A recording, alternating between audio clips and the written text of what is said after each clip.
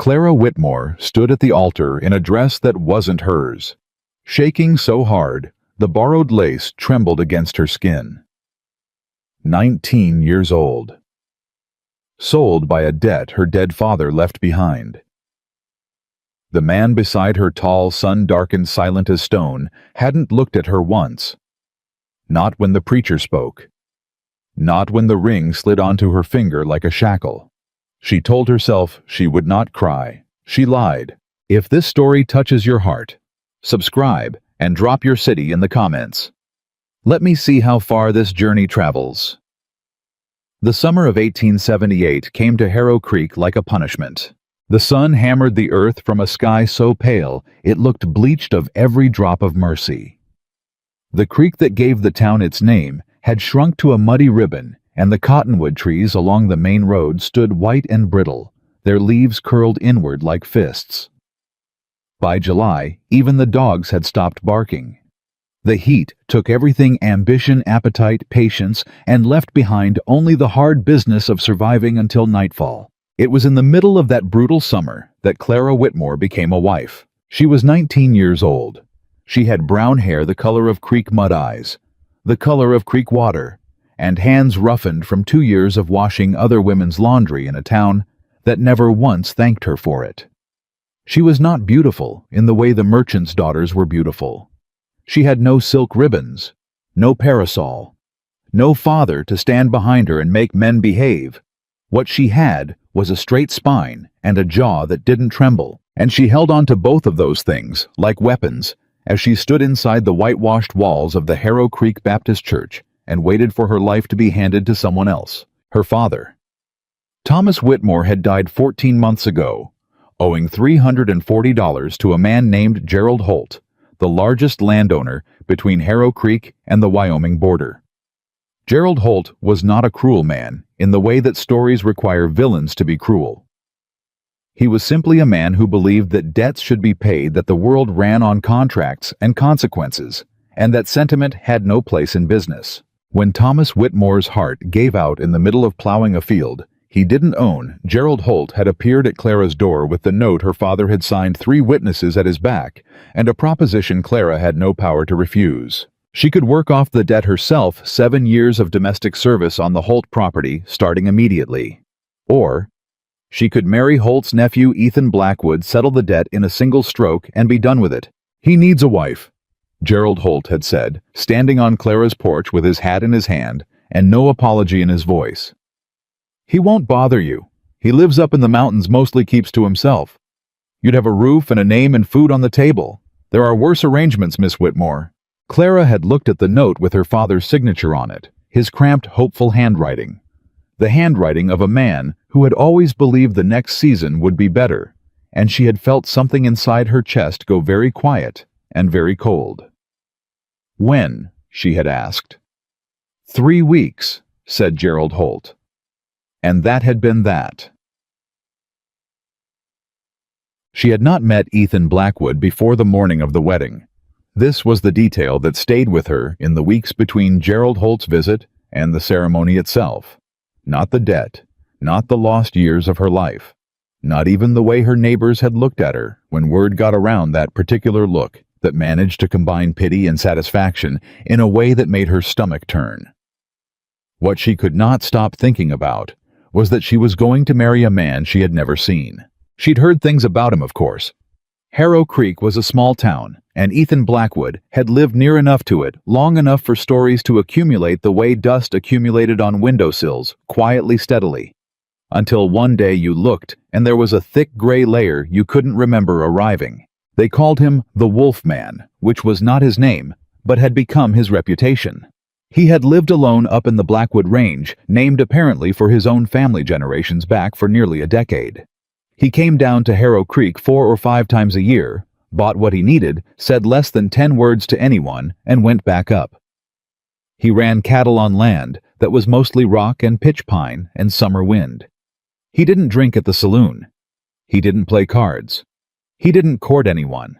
A woman named Phyllis Garrett, who took in boarders and knew everything, had told Clara over the wash basin 2 months before that Ethan Blackwood had once had a wife years ago, and that the wife had died, and that something in him had died with her. "He's not mean," Phyllis had said, wringing out a shirt with her thick red hands.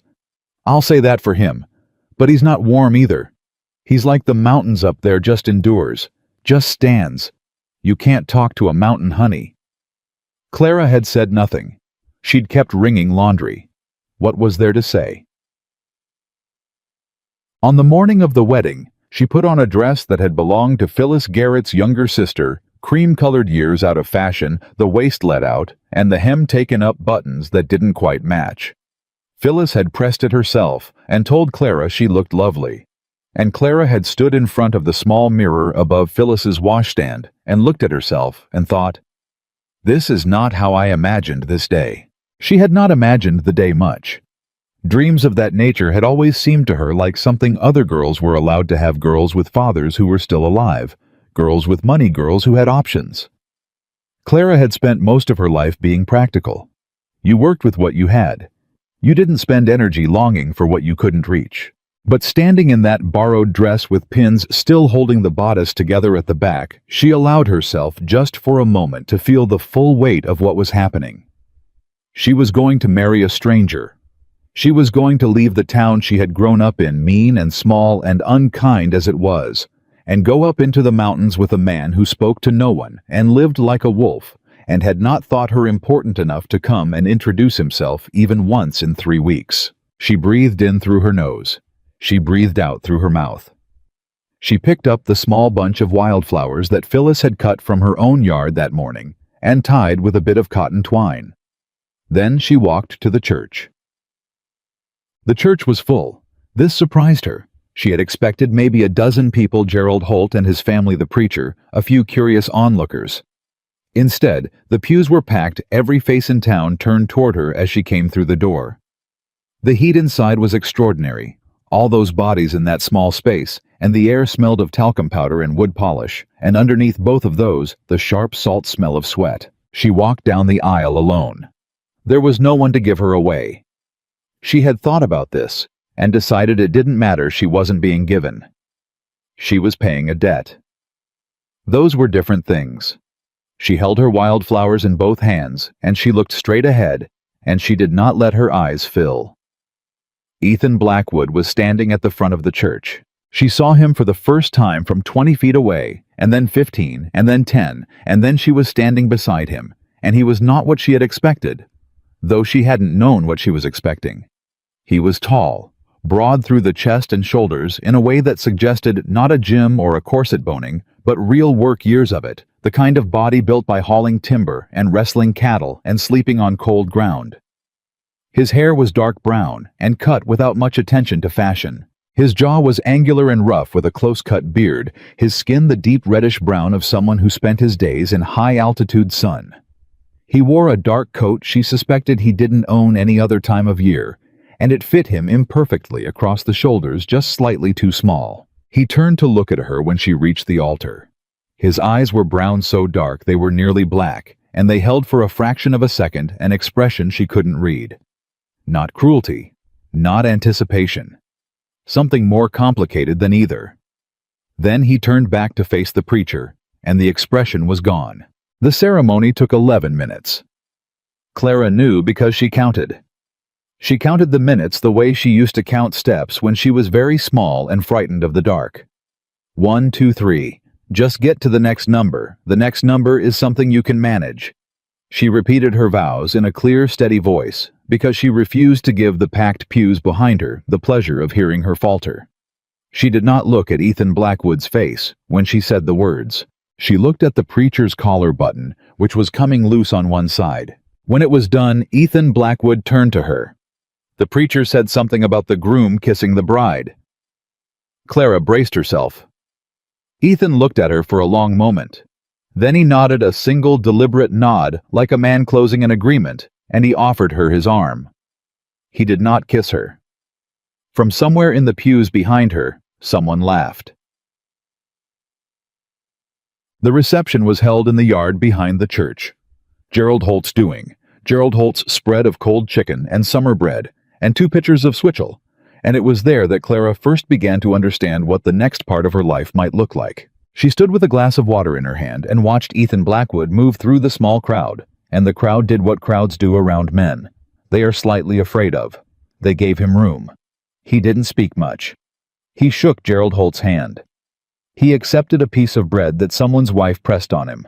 He answered questions in as few words as he could manage and moved on before the conversation could develop into anything. He did not come to where she was standing. She told herself this was fine. She told herself she had not expected anything different. "Well," said a woman beside her, Sandra Pruitt, whose husband ran the dry goods store, whose nose had been pointed in Clara's direction with mild contempt since the day Thomas Whitmore's debts became public knowledge. "I suppose this is the best a girl in your situation could hope for." Clara looked at her. "A roof," Sandra continued pleasantly. "Food. A name. Most girls in your position end up worse off than this." "Is that so?" said Clara. "He's odd, of course. Everyone knows that. But odd is better than cruel, I always say." Sandra tilted her head slightly. "You'll have to manage him is the thing. Men like that need managing. Keep the house clean, don't ask too many questions, stay out of his way. You can have a decent enough life if you're sensible about it." Clara took a slow sip of her water. "Thank you," she said in a tone that conveyed no gratitude whatsoever, for the advice. Sandra Pruitt opened her mouth to say something else. She didn't get the chance because at that moment Ethan Blackwood appeared out of the crowd at Clara's left side, holding his hat and said, "The wagon's ready." He wasn't looking at Sandra Pruitt. He was looking at Clara, and there was something in his expression, just a flicker quickly controlled, that made Clara wonder if he had been standing close enough to hear. "All right," she said. She set down her water glass. She picked up the small bundle she'd brought everything she owned that was worth keeping wrapped in a cloth and tied with rope. She did not say goodbye to Sandra Pruitt. She followed her husband through the crowd and out to the road where a solid bay horse was hitched to a flatbed wagon. He helped her up onto the seat. His hand was very large and very rough, and he let go the instant she was settled, stepped back, and went around to the other side. They drove out of Harrow Creek in silence. Clara looked straight ahead at the road, at the bleached hills rolling up toward the dark green line of the mountains, at the sky that was too bright and too blue and completely indifferent to anything that happened beneath it. She did not cry. She had promised herself she would not cry, and she was a woman who kept her promises, and she counted that for something. The drive up into the mountains took the better part of 4 hours. For the first hour, neither of them spoke. The road climbed steadily first through scrubland pale and prickly, then through stands of aspen that shivered in the high wind, even in the dead heat of summer, their leaves catching the light in ways that made them look like they were sending signals to someone. The wagon rocked and jolted. The bay horse, a big steady animal named Drum, according to the name Ethan had said once while gathering the reins, moved at a reliable walk that ate up the miles without complaint. Clara sat with her hands in her lap and watched the land change. She had lived her whole life in Harrow Creek's flat valley. She had never been up into the mountains. It was stranger than she'd imagined. Bigger, quieter, more itself. The trees up here were serious trees. The rocks were serious rocks. Nothing up here was decorative. Everything existed because it had earned the right to exist in that particular spot through some long negotiation with weather and altitude and time. She found unexpectedly that she didn't hate it. "You don't have to be afraid of me." She turned. Ethan Blackwood was looking at the road, his hands easy on the reins, his voice flat and matter-of-fact, as if he were commenting on the weather. "I'm not afraid of you," Clara said, which was only partly true. "Most people are," he said. "I'm used to it." "I'm not most people." He glanced at her, then briefly just a turn of his head, and she couldn't tell if the thing in his expression was skepticism or something else. "No," he said after a moment. "Reckon you're not." And then he didn't say anything else for another 2 hours, and Clara found to her own surprise that the silence was not as terrible as she'd expected it to be. The ranch Blackwood Ranch, though there was no sign that said so, sat at the end of a road that stopped being a road about a mile before you reached it and became instead a series of intentions in the dirt that a horse and wagon could navigate if the horse was sensible and the driver knew the way. It was not what she had imagined. She had imagined something dark, something forbidding. A homestead that looked like the man who inhabited it, sealed off angular set against the world. What she found was a low log house with a wide porch, a barn that was worn but solid. A small kitchen garden that someone was actually tending. The rows were straight. The weeds were pulled, and beyond the barn, a pasture where a dozen horses stood in the long summer evening light, heads down, tails swishing. Mountains rose on three sides, dark with pine and spruce, streaked here and there with pale granite. The air was 20 degrees cooler than Harrow Creek and smelled of pine resin and horse and something green she couldn't name. A large gray dog appeared from around the side of the barn, regarded her with calm yellow eyes, and then sat down about 10 feet away and watched. "That's Chess," said Ethan, climbing down from the wagon. "He'll leave you alone unless you want him not to." Clara climbed down herself without waiting to be helped. "What does he do if I want him not to leave me alone?" "He follows you, everywhere." A beat. "He's not subtle." This was, she realized, a joke. Delivered without any change in expression, but a joke nonetheless. She looked at the dog. The dog looked at her. His tail moved once carefully, as if he were reserving judgment but keeping options open. "Hello, Chess," she said. The tail moved again. Ethan carried her bundle and 2 supply crates from the wagon bed and went inside without further ceremony. Clara stood in the yard for a moment, looking at the mountains, feeling the cool air move across her face. She breathed in. She breathed out. Then she followed her husband into the house. The inside of the house was clean in the way that a place gets clean when someone has made a deliberate and somewhat self-conscious effort. Not the deep clean of someone with domestic pride, but the clean of someone who has recently thought about how a space might appear to someone seeing it for the first time. The floor had been swept. The table had been wiped down. There were no dishes in the basin, no dirty clothes on the floor. He had prepared for her arrival. In some small way, he had thought about what she would see when she walked through the door. She noted this. There was a main room with a table and 2 chairs and a stone fireplace, a kitchen area with a wood stove and open shelving, and a short hallway beyond. Ethan set her bundle down on the table, then walked to the hallway and indicated a door on the left. "That's your room," he said. She looked at him. "Mine's at the end," he added. "There's a bolt on your door, inside." A pause. She wasn't sure she'd heard correctly. "A bolt. On the inside," he repeated. "So you can lock it, from inside." He said it simply, like a man stating a fact about the geography of the house. There was no performance in it, no implication that he expected gratitude or that he wanted her to remark on it. He was telling her how the house worked, and this was a feature of the house. Clara stood very still.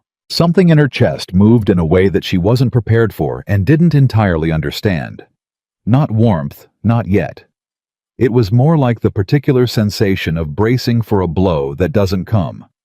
Your whole body has been expecting impact, and when the impact doesn't arrive, it takes a moment for your muscles to understand they can release. "All right," she said when she could trust her voice. "Kitchen's got most of what you need," he said, moving back toward the main room. "I can show you in the morning. There's a pump around the back of the house." He picked up his hat from the table where he'd set it. "I'll put Drum up. You should eat something. I left bread and cold venison on the bottom shelf." "You don't need to," she started. "You haven't eaten since this morning," he said. Not a question. He was right. She hadn't. The reception food had seemed impossible to touch under Sandra Pruitt's eyes and the eyes of everyone else who had come to watch the transaction complete itself. "I'll eat," she said. He nodded. He put his hat on. He went back outside. Clara stood alone in the main room of her new house and listened to his boots cross the porch and the soft scrape of Chess's paws following behind him, and she looked at the door on the left side of the hallway. A bolt on the inside. She walked to it. She opened it. The room was small: a bed, a wooden chest, a window with cotton curtain but clean, and someone had put a blue crockery jug with a handful of wild columbine on the top of the chest. The flowers were purple and yellow, and they had probably been picked that morning because they were still fresh. Wild flowers. She stood in the doorway and looked at the flowers in the blue jug, and she thought, "You don't have to be afraid of me." And she thought about a man who had driven down to Harrow Creek for a wedding he clearly hadn't wanted, and driven back up to these mountains for a marriage he hadn't asked for either, and had in the intervening time found time to pick wildflowers and put them in a jug in a room that had a bolt on the inside. She thought, "I don't know what kind of man you are." She thought, "But I think I am going to have to find out." She found the bread and the cold venison where he'd said they'd be. She ate, standing at the kitchen shelf, looking out the small window above it, at the darkening shapes of the mountains. The food was simple, and she was hungry, and it was without question the best meal she'd eaten in weeks. She washed her hands and face at the basin. She changed out of Phyllis Garrett's borrowed dress carefully in case she ever needed to return it in decent condition, and put on her own plain cotton nightgown. She went to the room with the bolt on the door. She sat on the edge of the bed for a while. Through the wall, eventually she heard the sound of boots on the porch again, and then the door, and then the quiet sounds of a man at the end of a long day, the clink of a pump handle, the soft thud of boots being set aside, a chair scraping back. She heard no raised voices, no anger, nothing that made her pulse climb, only the ordinary sounds of a person existing in a space. She lay down. She listened to the wind come down off the mountain and press against the window glass. She reached over and slid the bolt into place. Then she lay back and stared at the ceiling and thought about the purple and yellow flowers in the blue jug, and about 11 minutes of vows counted like steps in the dark, and about the fact that she was now legally and completely Mrs. Ethan Blackwood, a woman married to a stranger on a mountain she had never seen before today. She thought, "I don't know what happens next." She thought, "But I am still here. I am still me. That is not nothing." Outside, the mountains sat in the darkness, enduring as they always had. And Clara Whitmore, Clara Blackwood now, though she wasn't ready for that name yet, closed her eyes and eventually slept. She woke before dawn, not because anything had disturbed her, no sound, no movement, nothing she could point to and name. She simply opened her eyes in the darkness of an unfamiliar room and knew with the particular certainty of a body that had spent years sleeping light that she was in a place that was not home. Then she remembered. It all came back in a single quiet wave. The church, the 11 minutes, the wagon road up into the mountains, the bolt on the inside of the door. She lay still for a moment and listened. The house was quiet. Through the wall, nothing, no snoring, no movement, no sign that anyone else existed in the world at all. Outside, the wind had died, and the dark was the specific dark of high altitude, deeper and more absolute than anything she'd known in the valley. She had the sensation briefly of floating somewhere untethered from everything she'd ever known, and she pushed the sensation down and sat up. She dressed in the dark, cotton blouse, worn skirt, her own boots. Not Phyllis Garrett's dress, not borrowed anything, her own things. She pulled her hair back and pinned it without a mirror, and she was satisfied with this, because she had been doing it without a mirror for years. She unbolted the door. The main room was empty and gray, in the pre-dawn, everything holding its shape without color. She found the wood stove by feel more than sight, found the small pile of split kindling beside it, and had a fire going in the time it would have taken most women to find the matches. She had been lighting fires since she was 9 years old. She filled the kettle from the pump out back, the cold of the pump handle shocking in the morning air, the water so cold it made her teeth ache, and she set it on the stove. And she stood there in the warming kitchen, and she thought, "All right, this is the first morning. Start as you mean to go on." She had found the coffee the night before. She measured it out. She found a pan and the lard, and what turned out to be a cloth-wrapped portion of salt pork on the lower shelf. She had a reasonable breakfast underway by the time she heard boots in the hallway. Ethan Blackwood stopped in the doorway of the kitchen and looked at her. She looked back at him. He was dressed already. She suspected he had been up before her or had not slept at all, and his expression was the same unreadable set of angles it had been the day before. He looked at the stove. He looked at the pan. He looked at the coffee. "You didn't have to do that," he said. "I know," she said. "Sit down." A pause. Something moved through his expression that she couldn't quite catch. He sat down. She put coffee in front of him, and then salt pork and cornbread. She'd found the cornmeal and put it together by memory, the way her mother had taught her, and she sat down across from him with her own plate, and she ate and he ate, and neither of them said anything for a long time. "It's good," he said finally, meaning the food. He said it quietly, like a man who doesn't say such things often, and is slightly uncomfortable saying them now. "Thank you," said Clara. The silence resumed, but it was a different silence than the one in the wagon. Not the silence of two strangers who have nothing to say to each other, but something slightly less empty than that. A silence with the faintest suggestion of shape. When he finished, he put his plate in the basin and picked up his hat. "I'll be at the barn most of the morning. You can—" He stopped, started again. "The house is yours. Do whatever you want with it." "What needs doing?" she asked. He turned. "What?" "On the ranch. What needs doing today?"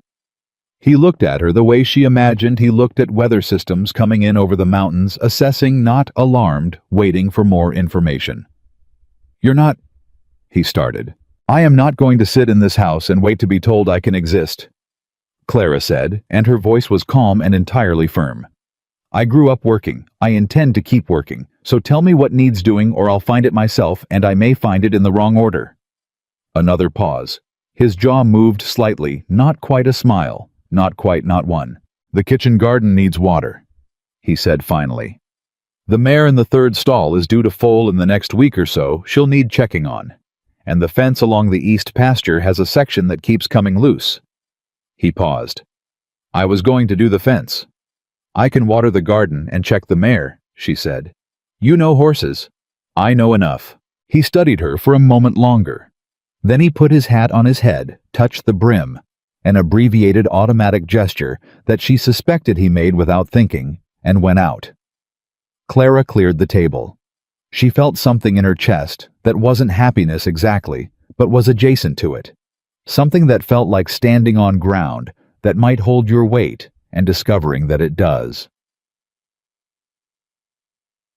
The mare's name was Bess, and she was enormous and brown, and had the expression of a woman who had been pregnant in July before and was not charmed by the experience. Clara spent an hour with her that first morning, talking low and moving slow, and learning what Bess would tolerate and what she wouldn't.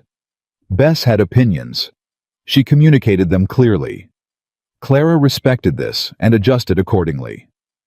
By the time she left the stall, Bess had permitted Clara to check her over, had accepted a handful of dried apple from Clara's pocket. She'd found them on the kitchen shelf and taken them on instinct, and had given Clara one long, measured look that seemed to communicate something like provisional acceptance, pending further evidence. Chess the dog had followed her to the barn. He sat outside the stall door the whole time, watching his great gray head resting on his paws. "You're a very serious dog," Clara told him. He blinked. "All right," she said. "We understand each other." She did the garden after that.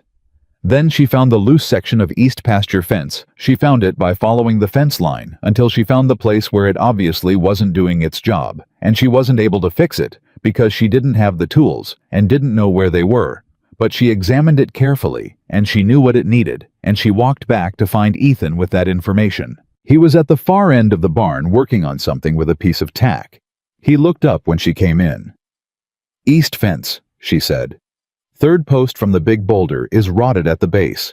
The wire's pulling loose from it. You need a new post, not just the wire restrung." He was quiet for a moment. "How do you know that?"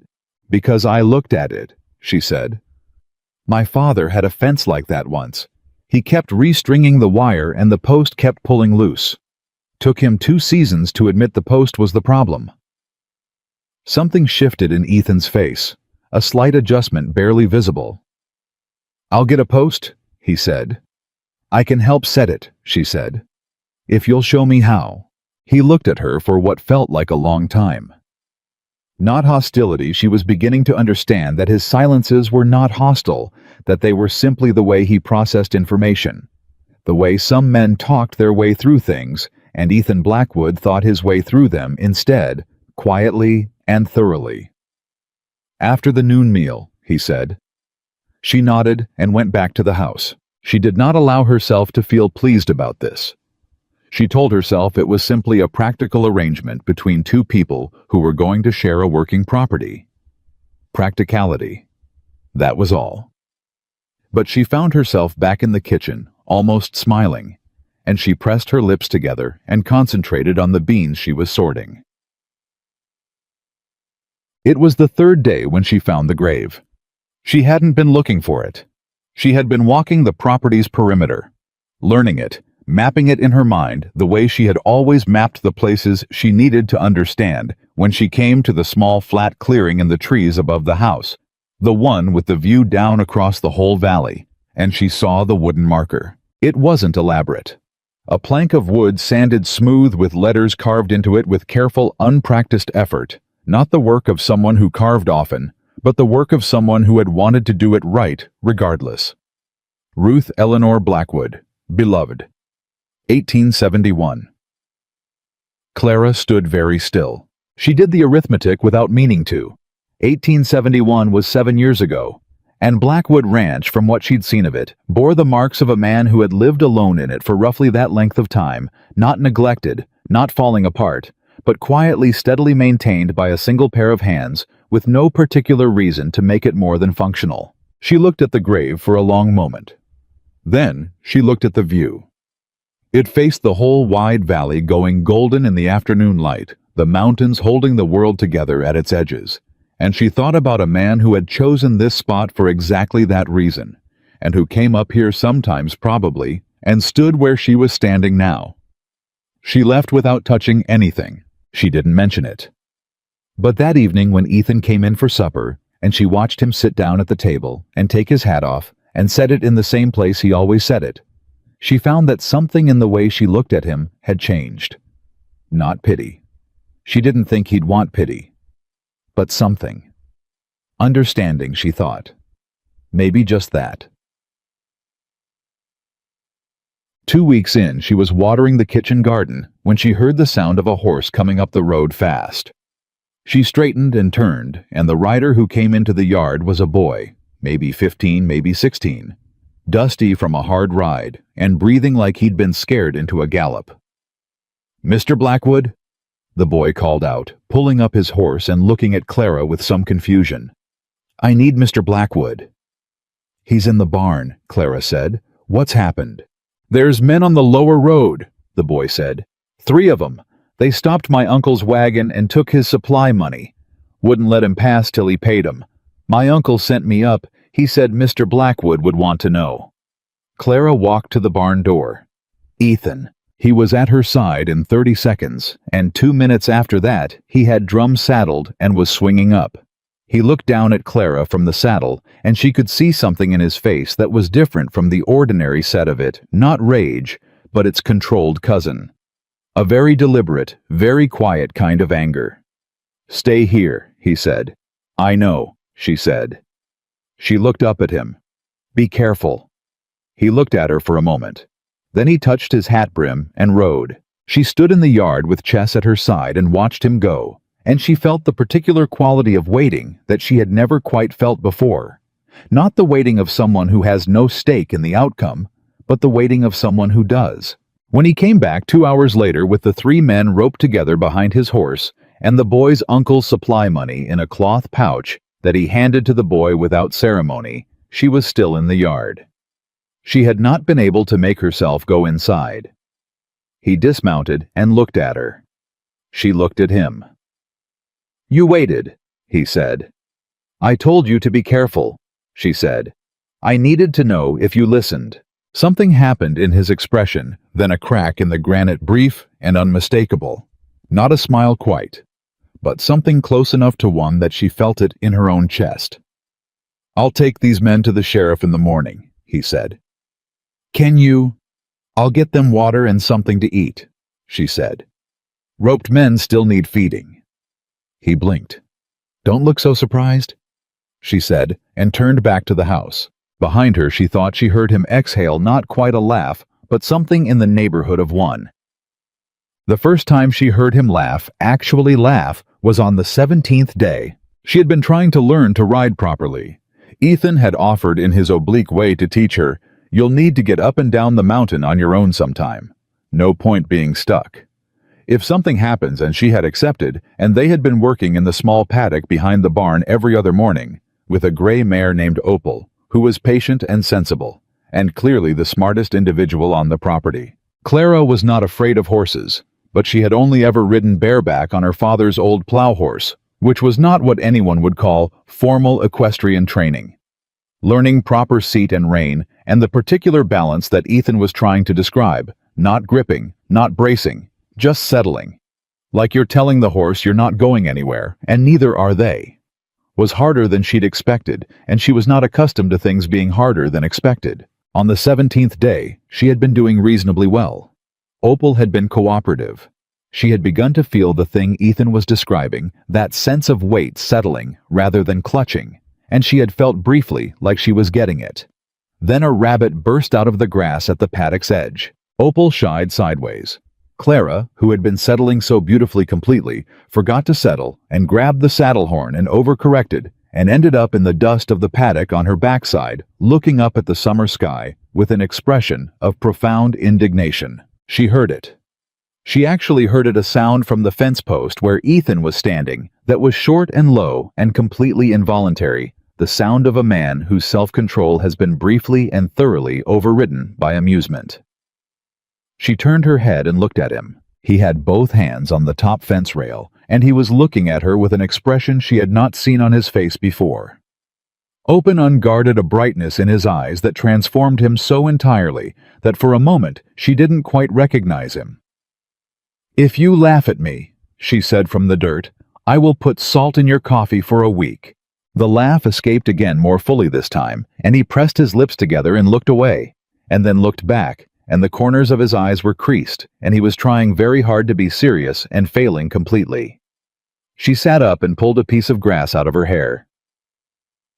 "Opal," she said to the horse, who had stopped 3 feet away and was regarding her with gentle concern, "you are a traitor." Opal blinked. Ethan had come around the fence by then, and he offered his hand. She took it, and he pulled her to her feet, and for a moment they were very close. Her hand in his. Both of them in the dust and the summer heat, and the brightness in his eyes was still there close up, and she realized she hadn't known his eyes could look like that. She stepped back and brushed off her skirt. "Again," she said. "You don't have to." "Again," she said. Something in his face went soft with something she had no word for yet.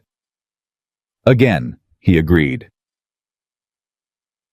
On the 23rd day she made a mistake. She had been going through the small wooden crate she kept her personal things and the few things she'd brought from Harrow Creek, letters from her father written before the debt got bad, a small photograph of her mother, a piece of ribbon she'd kept since childhood, for no reason she could explain.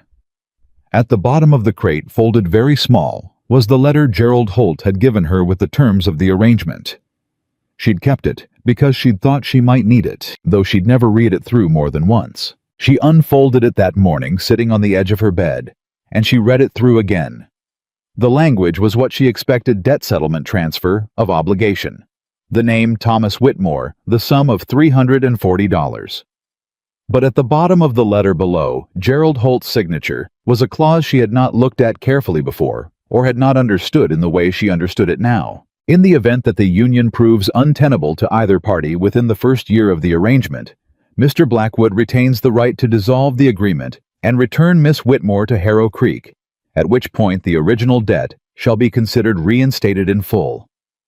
She sat with this for a long time. He retained the right. That was the language. Gerald Holt presumably had written it as a protection for his nephew Ethan could end this if he wanted to send her back, and the debt would be hers again. Hers alone, with no father left to be responsible for it, no way to pay it, no recourse. She was not legally functionally any more secure than she had been before. She folded the letter up and put it back in the crate and sat there a moment longer, and she was not going to tell herself she hadn't known this. She had known this. She just hadn't thought about it clearly in some time, and thinking about it clearly now made the ground feel less solid than it had this morning. Then, she put the crate away, stood up and went to start the noon meal. This was what you did. You stood up and you got on with it. But something had shifted. A new awareness, not of danger exactly, but of precarity. Of the fact that the thing she was building here, the quiet routines and the morning coffee and the fence posts and Opal in the paddock, and even, she admitted to herself, the particular way Ethan Blackwood's face looked when something surprised him into openness, none of it was guaranteed. None of it was hers. She put the beans on, and she didn't say anything. Ciao. That afternoon, Ethan found her at the kitchen table with her, sewing a tear in one of his shirts she'd noticed, and taken without asking, and he stood in the doorway for a moment before he said, "Something wrong?" She looked up. No. He came in and poured himself a cup of coffee cold from that morning and leaned against the counter. He was watching her. She had learned that he watched things carefully, that he noticed details that most people didn't bother to notice, and she found this was something she needed to factor in when dealing with him. "You've been quiet," he said. "I'm often quiet." Different kind of quiet today. She set the shirt down. She considered telling him it was nothing she was good at, that had been good at it her whole life, the deflection and the redirect and the "I'm fine" that required nothing from anyone. She considered it seriously. Then she thought about the letter in the crate and about the word untenable and about what it would mean to manage this alone. "I read the letter again," she said. "Holt's letter, the terms." He was very still. "I understand the arrangement," she said carefully. "I understand what you retain the right to do. I'm not asking you about it. I just wanted you to know that I know." She looked at him steadily. "I'm not going to pretend otherwise." Ethan set down his coffee. He looked at the table. He looked at his hands. When he looked up, something in his expression was more open than she'd ever seen it. Not the brief crack of amusement, but something more intentional, more effortful, like a man opening a door he's kept shut for a very long time. "I didn't write that clause," he said. "I know. Gerald Holt did. I didn't ask for it." He paused. "I told him I didn't want it. He put it in anyway. Said it was..." Another pause. "Prudent." Clara said nothing. She was listening to everything, the words and the spaces between them. "I'm not going to use it," he said. His voice was flat. Not without feeling. She had learned to hear the feeling in his flat voice, but very certain. The certainty of a man making a statement of fact. "That's not what this is."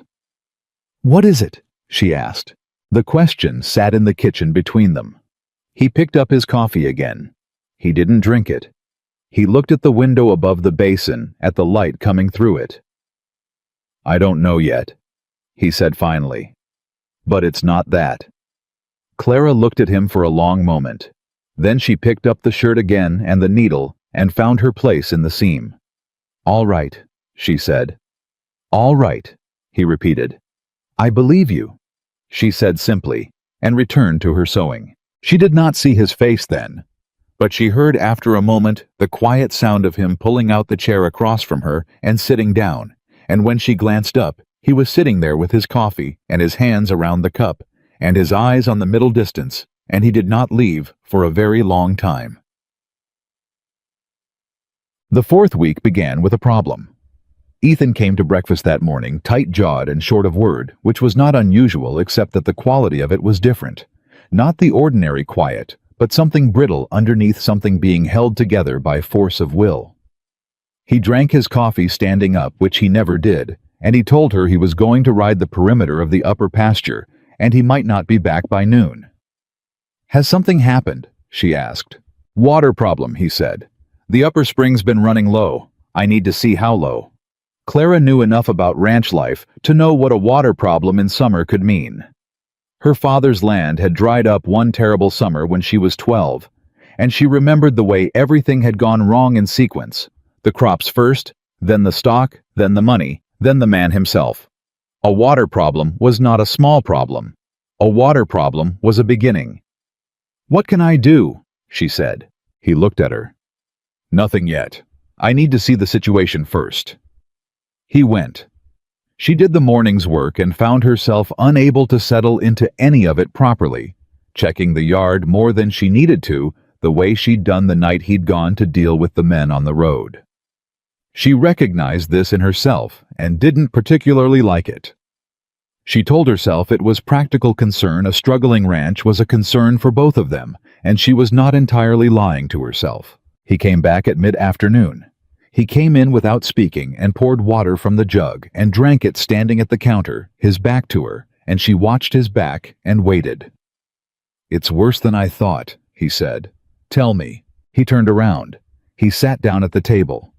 She sat across from him, and he told her the upper spring that fed the pasture trough was running at less than a quarter its normal output, and the lower creek that watered the kitchen garden and the animals near the barn was following the same direction, and if the summer stayed as dry as it was by August, they'd be hauling water by the barrel from the river 4 miles down the mountain, and the cost of that in time and labor was significant enough that it would affect everything else. "There's a man," Ethan said slowly, "in Harrow Creek. Name of Aldous Crane. He owns the property that borders mine on the north side. The boundary runs right through the place where that upper spring starts. And about 3 years ago, Crane started diverting." Clara was quiet. "Not much," Ethan said. "A little. Enough, I noticed, but not enough to take to a judge because judges in this county tend to see what Crane wants them to see. He's got money. I don't. In this county, that's most of the argument." "What has he diverted it to?" Clara asked. "New barn. Second pasture he's developing." Ethan's jaw was set. "He doesn't need more water than he's got naturally. He's just building, expanding, taking what he can take because he can take it." Clara thought about this. "Is there another source on your property?" "There's a wet area in the upper timber that I've always figured for a seep. I've never developed it because the spring was enough." He paused. "I'd need to dig and shore it up properly and figure out how to pipe it down, and I've been putting it off because it's a significant job, and the spring was enough." "Until now," Clara said. "Until now," he agreed. She sat with it. She turned it over. She had discovered about herself in the past weeks a person who needed to think about problems rather than immediately react to them, and she had learned that Ethan was the same. And this was one of the quiet ways in which they had begun to work together, in that they could sit with a problem in companionable silence without either of them feeling obligated to fill the silence with noise. "We dig the seep," she said finally. "It's weeks of work." "So it's weeks of work." "Clara," he said, and then stopped. He almost never used her name. The sound of it in his voice did something unexpected to the inside of her chest. "You didn't sign on for—" "I signed on for this ranch," she said. "Whatever that means." He looked at her across the table. The afternoon light came through the kitchen window and lay across the table between them and outside. The wind moved through the pine trees, and Chess shifted in his spot on the porch. And Ethan Blackwood looked at his wife the way a man looks at something he has been expecting to be temporary and is beginning to suspect might not be. "I need to go to Harrow Creek," he said at last. "Talk to a man about pipe fittings. Day after tomorrow." "I'll come with you," she said.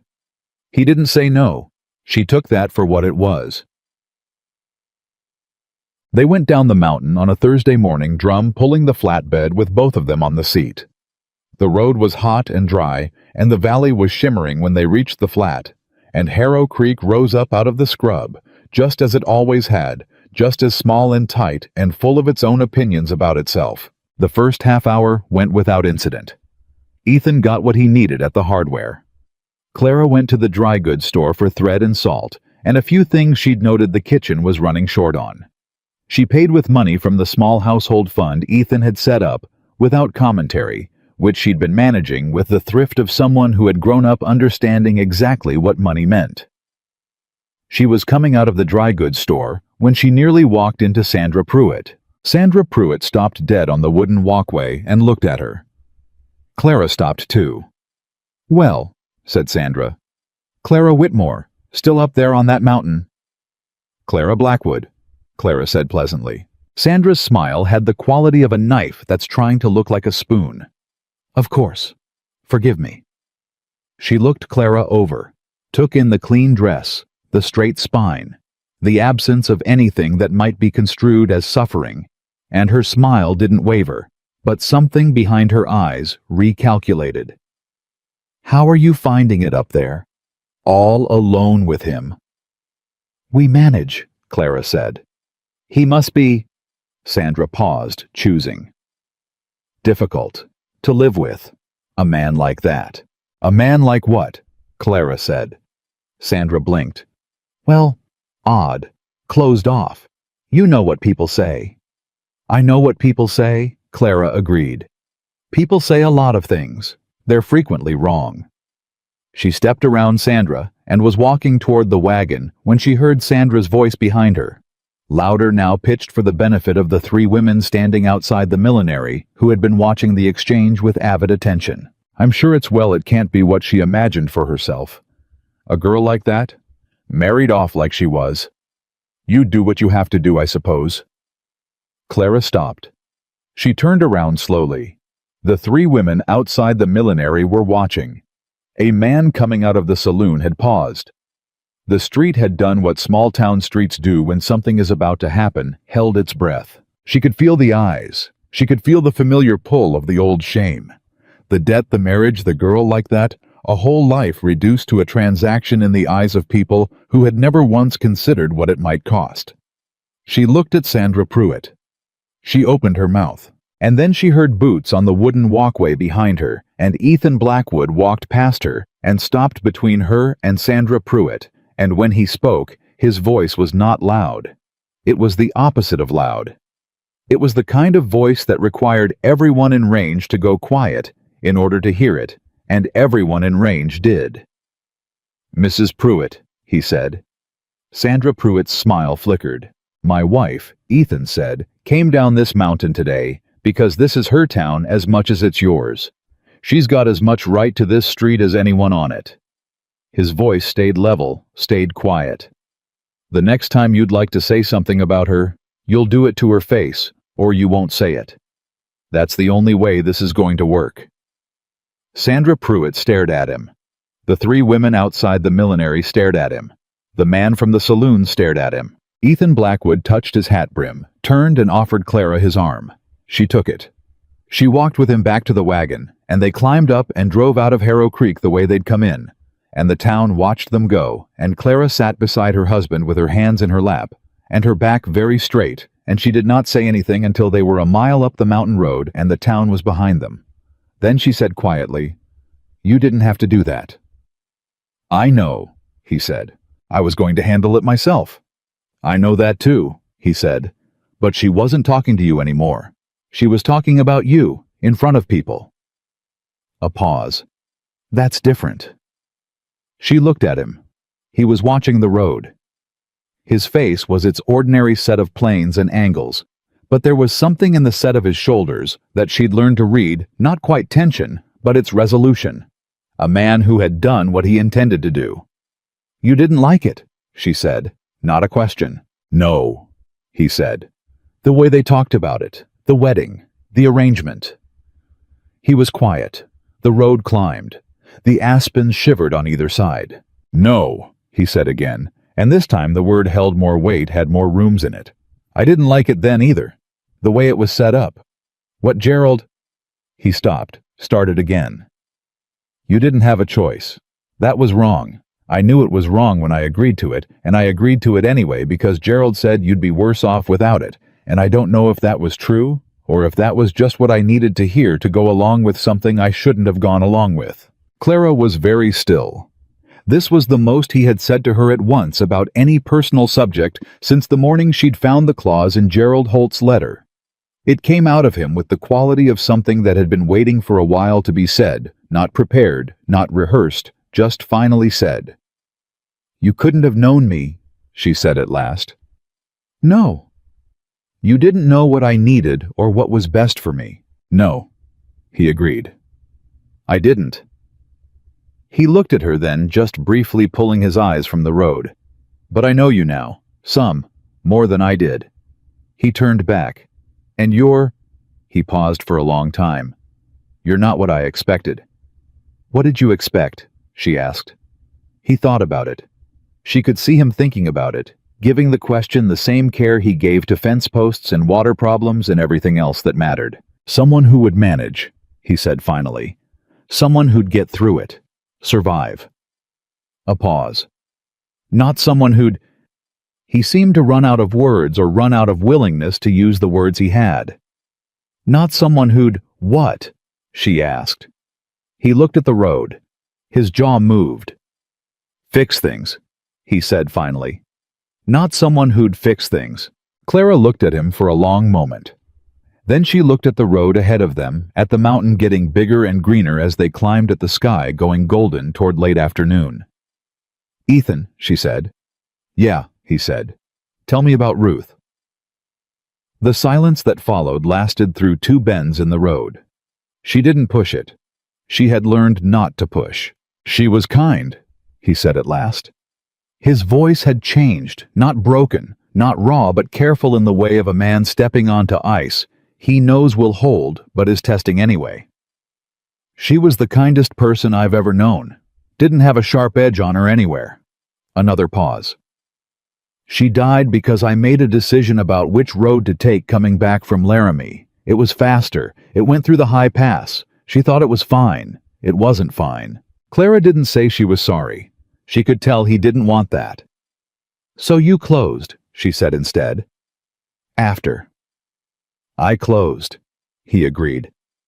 "And now," she said, "you're—" "I don't know what I am," he said with a kind of rough honesty that she thought probably cost him something. "That's the truth. I don't know." She nodded. She folded her hands back in her lap. "All right," she said. "You keep saying that," he said, and there was something almost wondering in it. "Because it keeps being true," she said. The wagon rolled on up the mountain, and the mountains received them the way they always did, steadily, without fanfare, and by the time the ranch came into view, the day was going purple, and the first stars were showing, and Chess was at the gate waiting the way he always was, and Ethan helped Clara down from the wagon, and she went inside to start the fire, and when she came back to the kitchen doorway to call him to supper, he was still standing in the yard, looking up at the sky, and the expression on his face was one she had never seen there before, like a man who has been in a dark room for a very long time, and has just noticed with some surprise a crack of light along the bottom of the door. The seep took 11 days to develop into something worth calling a water source. 11 days of digging in the upper timber in July heat, of hauling pipe fittings up the mountain on drum's back, of figuring out by trial and error, and one significant argument about slope gradient, how to get water to run downhill in the direction they needed it to run. Clara worked beside Ethan every morning from first light until the heat became unreasonable. And then they came back in the afternoon when the shade moved, and she learned things in those 11 days that she had not known she was capable of learning: how to read the ground for moisture, how to seat pipe fittings, how to shore up a channel wall so it wouldn't collapse in the next hard rain. She also learned how Ethan worked. He was methodical. He didn't rush, and he didn't cut corners, and when something didn't work, he stopped and looked at it and thought about why before he tried again. He explained things when she asked, and didn't explain things when she didn't. And he had a way of working alongside someone that made you feel capable rather than supervised. She had worked for other people most of her life, in houses and laundries, in a dry goods store for 6 months when she was 17, and she knew the difference between a person who worked with you and a person who directed you. And Ethan Blackwood worked with her, and this was not a small thing. On the 9th day the water ran. Not much, a thin clear thread of it down the channel they'd built, but it ran, and it was cold, and it was real. And when Clara put her hand in it and felt the cold against her palm, she sat back on her heels and felt something so purely good that she had no word for it. She looked up at Ethan, who was standing over the channel, watching the water move, with an expression that was as close to relief as his face got. "It's running," she said. Unnecessary, but she said it anyway. "It's running," he agreed. They looked at each other across the channel, with the cold water moving between them, and she thought, "We built this." Not he built it. Not she helped. They built it together, two people who 3 months ago had been strangers, and the water was running because of both of them. She looked back at the water before her expression could say too much. The letter from Gerald Holt arrived on a Tuesday, brought up by the same boy who'd written to warn them about the men on the road. He made the trip once a week now, carrying mail and occasional supplies from town, and Clara had taken to sending back a small bundle of dried herbs with him for his mother, who had a chest complaint. She recognized Holt's handwriting on the envelope and brought it to Ethan without opening it. He opened it at the kitchen table after supper, read it once, and set it down. His face had gone to its controlled blank, which she had learned was not blankness at all, but its opposite, a face working very hard to contain something. "What does it say?" she asked. He pushed it across the table to her. She read it. She read it again. Gerald Holt was calling in a favor. That was the polite version of what the letter said. The less polite version was that Holt had agreed some years back to a boundary survey with Aldous Crane. The same Crane who'd been diverting the upper spring, and the survey now complete, suggested that a strip of Blackwood land along the northern pasture boundary had been incorrectly recorded in the original deed. Holt had written to inform Ethan of this, in what Holt described as a spirit of transparency, and to let Ethan know that Crane intended to file a legal claim on the strip in question. The strip in question was where they had just spent 11 days building the water channel. Clara read the letter a third time. She set it down. "He knew," she said. Ethan's jaw was tight. "I don't know that." "You know that," she said not unkindly. "Holt has been in business with Crane for years. That's common knowledge in Harrow Creek. He knew about the survey. He sent you this letter now because the channel is finished, and the work is done, and Crane is ready to claim it." "That's not something I can prove," Ethan said. "No," Clara agreed. "But it's true." He got up from the table and stood at the kitchen window. He was very still in the way he was still when something was serious, the stillness of a man gathering himself rather than a man who has nothing to say. "The strip is 40 feet wide," he said. "It runs right through the channel. If Crane gets the claim filed and it goes his way, he doesn't just get the land, he gets the water." "How long does a claim filing take?" Clara asked. "Weeks, maybe longer depending on the judge." He paused. "Depending on how much Crane pays the judge." Clara was quiet. She thought about the water running cold and clear down the channel they'd built. She thought about Ethan's face when it started running. She thought about what a summer without water meant for the pasture, for the horses, for the cattle, for the kitchen garden, for all of it. "Who's the land agent in Harrow Creek?" she asked. "Man named Pettifer. He recorded the original deed." "Is he Crane's man?" Ethan turned from the window. He looked at her carefully. "Why?" "Because if he's not Crane's man, he might have the original survey notes. Before Crane's survey. And if the original survey and Crane's survey don't agree, that's a legal argument." Ethan was looking at her with an expression she was coming to know, the one that happened when she said something that had come out differently than he'd expected. Not surprise exactly. Something more like recalibration. "Pettifer's not Crane's man," he said slowly. "He's his own man. Old, particular.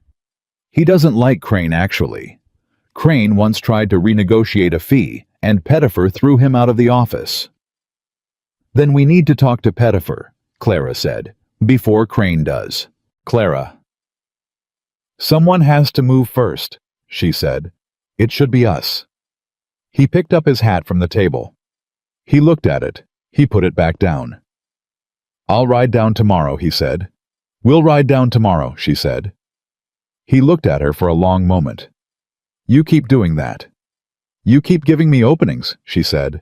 And despite everything, the letter Crane, the water, all of it, something in his expression shifted, and for just a moment, the weight lifted, and he almost smiled. They rode to Harrow Creek the next morning, before the worst of the heat arrived.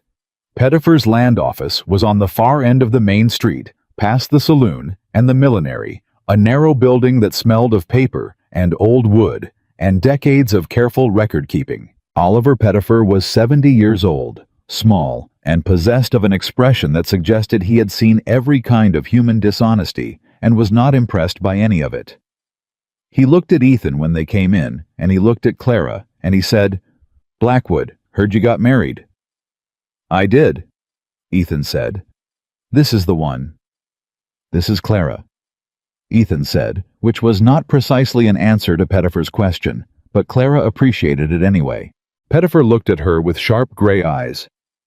"You the one who's got him coming down the mountain more than once a season?" "I am," Clara said. Pettifer made a sound that might have been approval. He gestured at the two chairs in front of his desk and went around to his own and lowered himself into it. "Crane's letter," he said before either of them spoke. "I know why you're here. He sent me one too." He folded his hands on the desk. "Smug piece of work, that letter. Congratulating me on the survey results as if I had anything to do with his bought survey." Ethan sat forward. "You know it's bought. I know Crane hired a man from out of county who arrived with the measurements already written in his notebook," Pettifer said dryly. "I've been recording land in this county for 40 years. I know what a survey looks like when the numbers were decided before the measuring." He opened his desk drawer. "I also kept the original survey of the Blackwood North boundary, from 1861, your father's deed." He put a document on the desk. Clara leaned in. "The boundary in my records," Pettifer said, "puts that northern line 14 feet further north than Crane's survey claims, which means the strip he's claiming doesn't exist." He tapped the document. "This is the legal record. His survey is a piece of theater." "Can you hold it?" Ethan asked. "If he files a claim." "He hasn't filed yet," Pettifer said. "He's posturing. He does this, makes noise, gets people to settle before it gets to a judge, because most people don't want the trouble and the cost." He looked at Ethan steadily. "You're not most people. You never settled before." "I had less to lose before," Ethan said, and something in his voice when he said it made Clara look at him, and he was looking at the document on the desk, not at her, but she had the sudden and very clear impression that the thing he meant was not only the water channel. "If he files," Pettifer said, "I'll testify. My record's against his bought survey. I've done it before." A pause. "I don't like Crane. He's the sort of man who thinks the valley exists for his convenience. I've watched him take things from people for 20 years, and I've waited for someone with enough to fight back." He looked at both of them. "You've got something worth fighting for now. Don't make me wait another 20 years. Clara looked at Ethan. Ethan looked at Pettifer. "We won't?" Ethan said. Crane made his move on a Thursday. Clara was in the kitchen garden when the riders came up the mountain road, 3 of them moving at a pace that wasn't quite aggressive, but wasn't casual either. She recognized Aldous Crane from Harrow Creek, where she had seen him twice, both times, in the company of men who stood slightly behind him, and slightly to the right, which was the particular arrangement of men who expected to be useful. He was a heavy man somewhere in his 50s, red-faced from the altitude, and from a general disposition toward being irritated by things that didn't comply with his expectations. She put down her gardening and walked to the porch and stood on it, and Chess came and stood beside her, and she looked at the riders and did not move. Crane pulled up his horse in the yard. He looked at her. He looked around for Ethan, who was not visible, and then looked back at her with the expression of a man who is mildly put out to be dealing with a woman when he came to deal with a man. "Mrs. Blackwood," he said. Not respectfully. The use of the name was more like touching something to check if it was solid. "Mr. Crane," she said. "Your husband, about—" "He'll be here shortly," she said. Which was true. She had seen Ethan cross the yard toward the barn 20 minutes ago, and he could not have gone far. Crane shifted in his saddle. His 2 men sat their horses behind him and looked at nothing in particular. "I've come to discuss a land matter," Crane said. "Formally." "I'm aware of the land matter," Clara said. This seemed to mildly surprise him. "Then you know I'm filing a claim on the north boundary strip." "I know you intend to," she said. "I also know what Oliver Pettifer's original survey says about that boundary. And I suspect you know too, or you'd have filed already instead of riding up here first." Crane looked at her for a moment with an expression that was reassessing its initial assumptions. Pettifer's records are old, he said. Land records get superseded. By legitimate surveys, Clara said, conducted by licensed surveyors, using methods that can be demonstrated. She kept her voice pleasant and her eyes steady. You're welcome to file. We'll welcome the opportunity to let a judge compare the documents. Crane's face had taken on a particular shade of red that had less to do with altitude. I'm offering a settlement, he said. A fair arrangement. Blackwood gives up the North Strip, which is legally mine, and I drop any further claims on the water diversion question. Clara felt this land in her chest like a stone. The water diversion question. He was confirming it right there, confirming that he knew what he'd been doing to the spring, that he'd been doing it deliberately, and that he considered it a bargaining chip. She heard boots on the porch behind her. Ethan came to stand beside her. He took in the yard, Crane, the two men, the horses, in a single sweep, and then he looked at Crane the way Clara imagined he looked at weather that was going to require attention. Crane, he said. Blackwood. Crane tried to recover his footing. As I was telling your wife, I heard you, Ethan said. He had come out through the front door, and Clara realized he must have come in through the back while Crane was talking, had heard at least some of it. The answer is no. Crane's jaw set. You want to take this to a judge, I've got a survey. You've got a performance, Ethan said. His voice was level and quiet, and Crane's two men shifted slightly in their saddles. Pettifer's records go back to my father's deed. His documentation is clean and it's public record.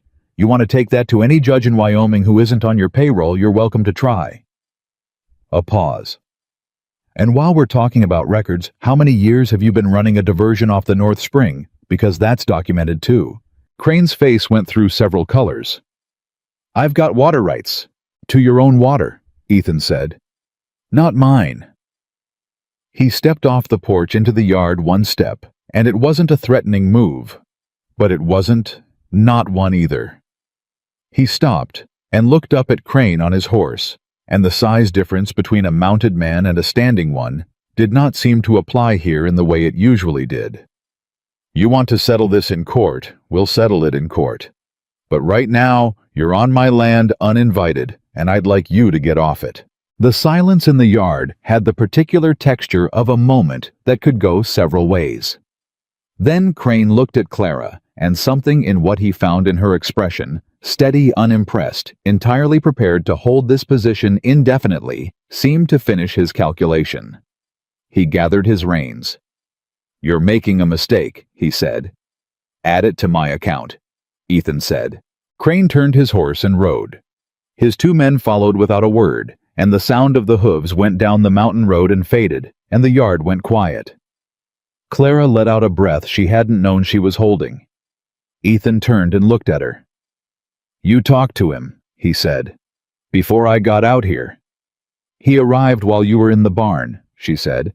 I wasn't going to stand on my own porch and say nothing. What did you say? I told him we had Pettifer's records, and we'd welcome a judge looking at both surveys. She paused.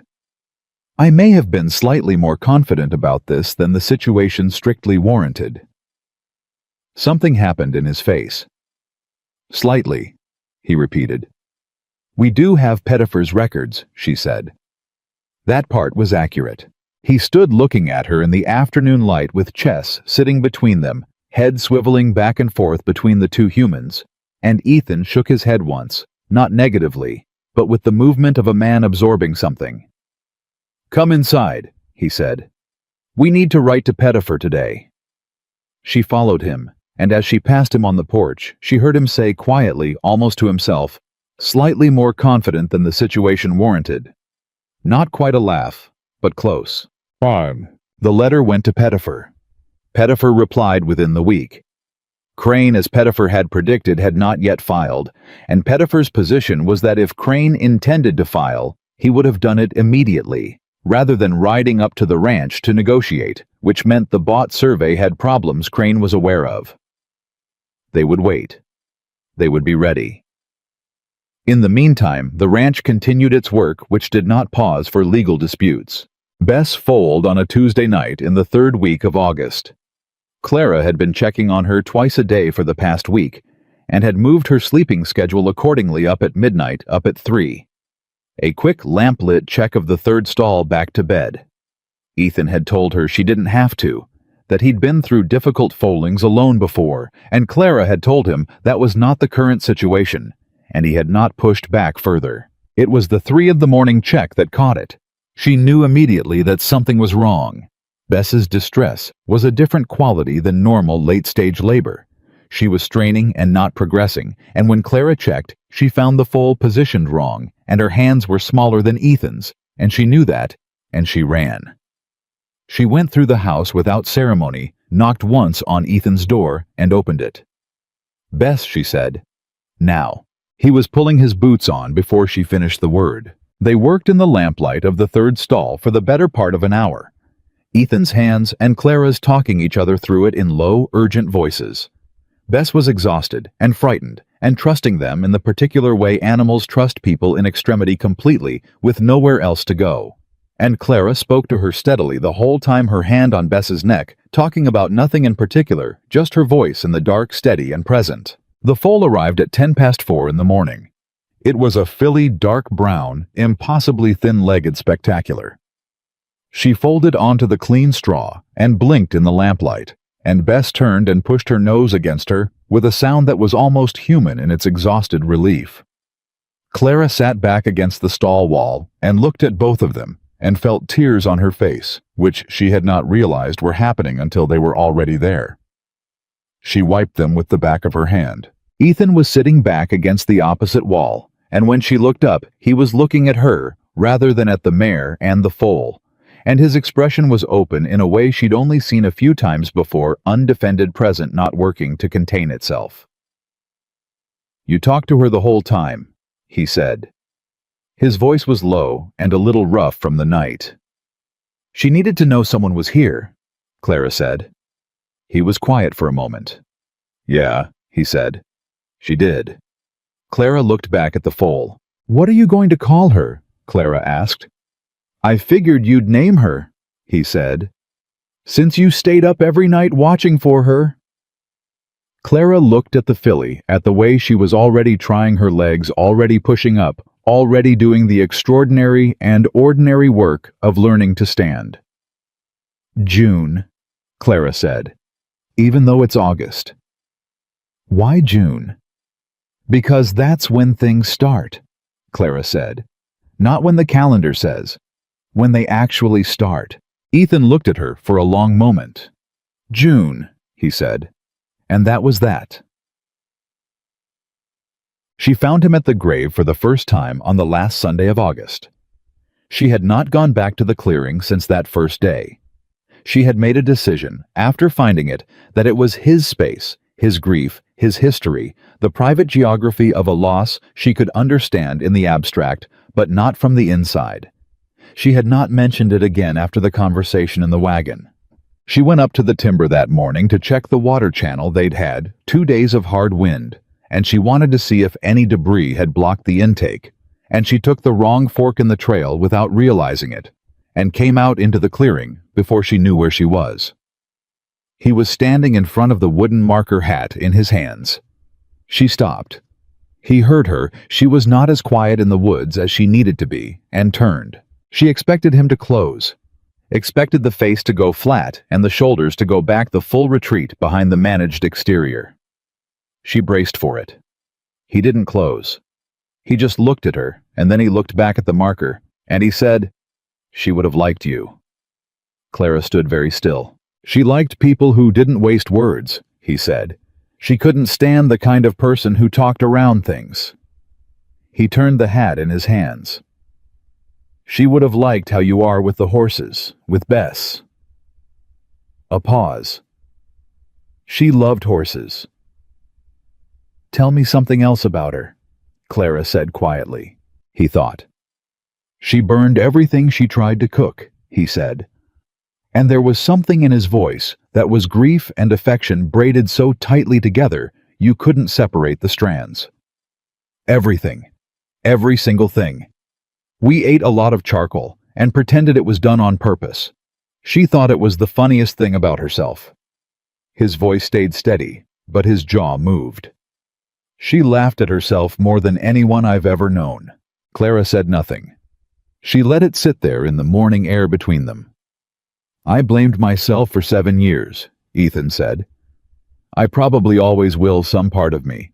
But I've been... He stopped. I've been thinking lately that maybe... Another stop. That maybe you're still here, Clara said softly. And there might be reasons for that. He turned and looked at her directly. His eyes in the morning light were very dark and very present. Yeah, he said. Something like that. She nodded.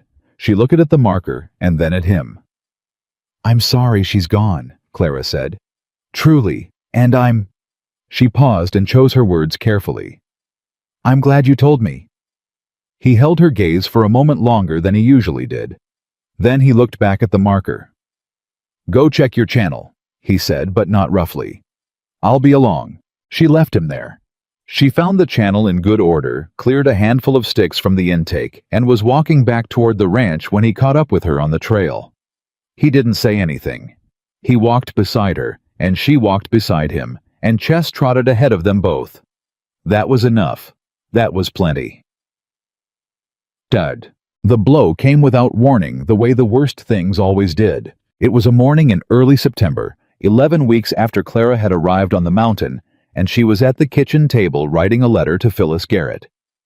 She wrote to Phyllis once a month, a habit she'd established, partly because Phyllis had been kind to her, and partly because Phyllis knew everything that happened in Harrow Creek, and some of it was useful.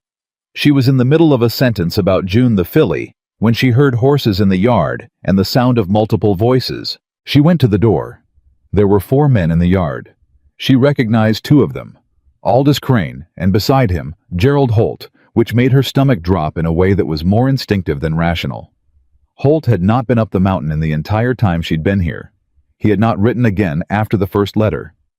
His presence now in the company of Crane said everything it needed to say without anyone opening their mouth. The other 2 men she didn't know, but one was carrying a leather case of the type she had seen on lawyers in Harrow Creek, and one had the look of an official, the look of a man carrying paperwork that cost people things. Ethan was already on the porch. He had been inside when she heard the horses. She'd heard him in the main room, and he'd come out ahead of her, and was standing on the porch with the particular stillness that meant he'd already taken in the situation and was deciding how to receive it. Gerald, he said. Not warm, not hostile. Contained. Ethan. Holt had this manner of a man doing something he'd decided was regrettable but necessary, which Clara had always found to be the most irritating manner a person could have. I apologize for arriving without notice. This is it became necessary to move quickly. What is it? Ethan said. Holt gestured to the official-looking man who stepped forward and produced papers from inside his coat. There's a court filing, Holt said. Crane has filed his claim on the north boundary. A judge in Laramie has issued a temporary order. A Laramie judge, Ethan said. Not the county. The county court has a backlog, Crane said. He had the look of a man trying not to appear pleased and not entirely succeeding. The Laramie court was more expedient. Expedient, Ethan said. And more expensive. The temporary order, the official said moving forward, requires that development on the disputed strip be paused pending resolution of the claim. That includes the water infrastructure installed in the... I know what it includes, Ethan said. The official handed him the papers. Ethan took them. He looked at them, not reading in the way of a man unfamiliar with legal language, but scanning in the way of a man who has encountered legal language before and is looking for specifics. Clara stepped forward from the doorway and stood beside Ethan. She did it without thinking, the way you step toward something rather than away from it. She was aware of Crane looking at her. She was aware of Holt looking at her in a different way, the way of a man who had decided she was a minor detail and is now adjusting that assessment. You went to Laramie, Ethan said to Crane, with your bought survey. My legitimate survey, Crane said, which contradicts the county records Pettifer's been keeping for 40 years. Pettifer is an old man with old records, Crane said. Land law has evolved. To whose benefit? Clara said. Everyone looked at her. She kept her eyes on Crane. You've diverted water from this property for 3 years, she said. Ethan built a new water source to compensate for what you've taken, and now you're filing a claim on the source he built. In a court 4 counties away in front of a judge you can afford. She tilted her head slightly. What is it you're actually after, Mr. Crane? Because this seems like a considerable amount of effort for a 40-foot strip of mountain land. Crane looked at her with the expression of a man who does not enjoy being spoken to this way by a woman young enough to be his daughter and who is considering how to respond to it. The water, he said after a moment. It came out before he could dress it up raw and plain. The spring feeds my lower pasture. Your channel draws from the same source. I don't intend to share it. The yard went quiet. He had said it. Right out in the open with Gerald Holt standing 4 feet away and 2 legal representatives present, he had simply said the plain truth of it because he was accustomed to saying plain truths and having the world arrange itself accordingly. Clara looked at Gerald Holt. Holt was looking at the ground. You knew, she said. About the diversion. You knew when you wrote the letter about the boundary survey. You knew he was going to claim the channel. Holt raised his eyes. He met hers. He had the decency she thought to look uncomfortable, which was not much, but was something. The arrangement I made, he said carefully, was for Ethan's benefit as much as— Don't, Ethan said. His voice had gone very quiet. Don't do that, Gerald. Holt stopped. You put a clause in my marriage contract that lets you reinstate Clara's debt, Ethan said. You wrote to me about the boundary survey instead of filing an objection, and now you're standing in my yard next to the man who's been stealing my water for 3 years. He looked at his uncle with an expression that was not anger, but its colder, more settled cousin. What exactly were you going to get out of this if it went the way Crane planned? Holt's face went through several things. There are business arrangements. Between you and Crane, Ethan said. Ethan. How long? Ethan said. The silence that followed was answer enough. Clara felt something cold settle through her. Not fear. Something harder than fear. Understanding arriving late, but arriving fully of the shape of what had been built around them, the debt, the marriage, the letter, the survey, the Laramie judge. It had not been random. It had been arranged. You needed me up here, Ethan said slowly. Not just for the land. You needed me occupied, settled, with a wife with a household with things to lose. Holt said nothing. Because a man alone on a mountain who doesn't care about anything is harder to threaten, Ethan said.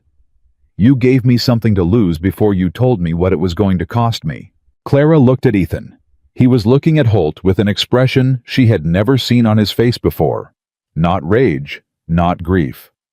Betrayal, clean and sharp, and without any of the self-deception that usually softened it. Is that true? Clara asked Holt directly. Is that what this is? Gerald Holt was a man who believed debts should be paid, and the world ran on contracts. He had said so himself. And there was a particular version of honest that such a man occasionally displayed, not conscience exactly, but the inability to maintain a lie when the lie was standing right in front of him fully assembled. The ranch is worth more than Ethan thinks it is, Holt said at last quietly. The timber rights alone, and the water if it's properly managed. Crane and I have been developing a plan for the valley, a larger operation. He looked at Ethan. I had intended to bring you in, at some point. After you'd taken the pieces you needed, Ethan said. I planned to compensate. Get off my land, Gerald, Ethan said. His voice had not risen. It was the same quiet voice he'd used to tell Crane he wanted him off the property. It was the voice of a man who has decided something and will not be revisiting the decision. Holt opened his mouth. He closed it. He put on his hat with the manner of a man who is deeply uncomfortable and has no available exit that doesn't cost him dignity. The court order still stands, Crane said, because Crane was not Gerald Holt and did not feel the same discomfort. Whatever you think of the personal elements of this situation, the legal matter requires your compliance. We'll comply with what's legally required, Clara said. And we'll file our response with Pettifer's documentation within the week. She looked at Crane steadily. And when we do, I think you'll find the case considerably less settled than it looks right now. Crane looked at her, then he looked at Ethan. Your wife has opinions, Crane said. My wife, Ethan said, is right. He said it simply without performance, without looking at Clara for reaction. He said it the way he said things that were plainly true. Clara felt it go through her like the cold water from the upper spring, clean and real and bracing. The four men left. The yard went quiet. Chess, who had been sitting at the porch steps with the focused watchfulness of a dog who understood the tenor of things, even if not the content, relaxed and lay down. Ethan stood on the porch with the papers in his hands and said nothing for a long moment. Then he said, I have to go to Laramie. When? Clara asked. As soon as I can arrange it. He looked at the papers. It's a 4-day ride. I'll need to find someone who can stay. I'll be here, Clara said. Clara, I can't leave you alone on the... You can, she said. I've managed harder things than a week alone on a working ranch. She looked at him steadily. Go to Laramie. Take Pettifer's records. Find a lawyer who isn't Crane's lawyer. I'll be here when you get back. He looked at her for a long time with that particular look, the one she'd been watching change in increments so small you could miss them day to day, but couldn't miss them across 11 weeks. The one that had started as assessment and had become over time something she didn't have a word for that fit correctly. You're not afraid, he said. Not a question. I'm afraid of plenty of things, she said. This isn't one of them. He was quiet for another moment. Pettifer's going to need a signed affidavit from me, he said, describing the diversion, how I documented it when I noticed it. Write it tonight, she said. I'll copy it clean for you. My hand is steadier than yours. He looked at her. Your hand is steadier than mine, he repeated slowly. For writing, she said. For most things you're steadier than anyone I've met. But your hand shakes slightly when you're angry, and you've been angry since you saw those men in the yard. She paused. Anyone would be. Something in his expression cracked open. He sat down on the porch steps suddenly like the weight of the morning had decided to collect all at once. He put the papers on his knees and his elbows on the papers and his face in his hands, and he sat like that for a moment. Clara sat down beside him. She didn't say anything. She didn't offer comfort in words because she had learned that he didn't receive comfort in words the way some people did. He received it in presence, in steadiness, in the particular reassurance of not being alone with a hard thing. So she sat beside him on the porch steps in the September morning with Chess at their feet, and the mountains on 3 sides, and the papers on his knees. And she was simply there. After a while he lifted his head. Gerald raised me, he said, after my parents died. He wasn't warm, but I thought he was honest. Maybe he was, Clara said. Once. People change for money. It's the most common story there is. It doesn't make it... He stopped. No, she said. It doesn't. He looked at the mountain across the yard. He looked at his hands. I'm going to fight this, he said. I know, she said. Even if it costs...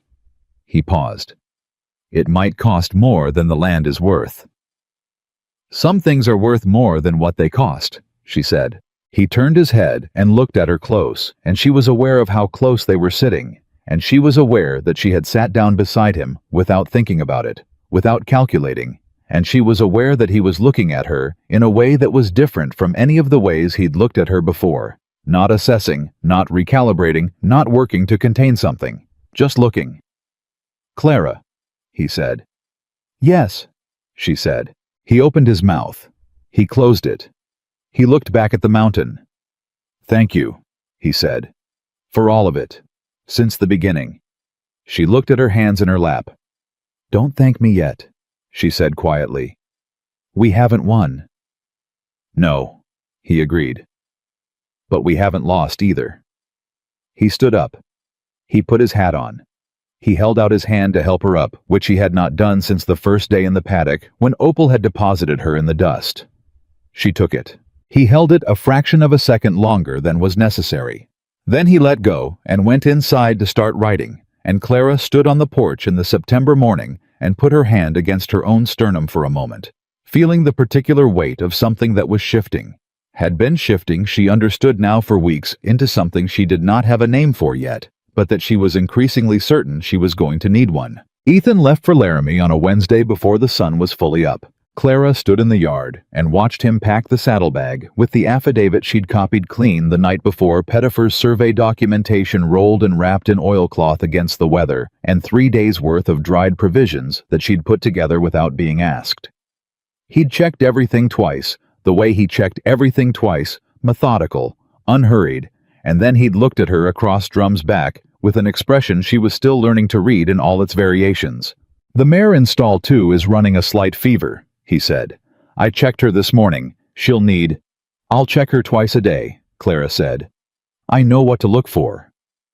The east gate latch needs lifting before you push, otherwise it sticks, and—" "Ethan," she said. He stopped. "I've been running this ranch alongside you for 11 weeks, she said. "I know the gate. I know the mare.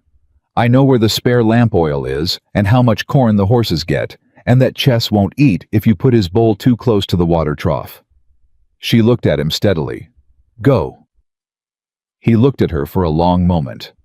Then he picked up his hat, settled it on his head, and swung up into the saddle in a single movement. "4 days, he said. "Maybe 5. "I'll be here," she said. He touched the brim of his hat, that automatic gesture she'd come to know as well as her own heartbeat, and turned Drum toward the mountain road. Chess moved to follow, and Ethan said, "Stay."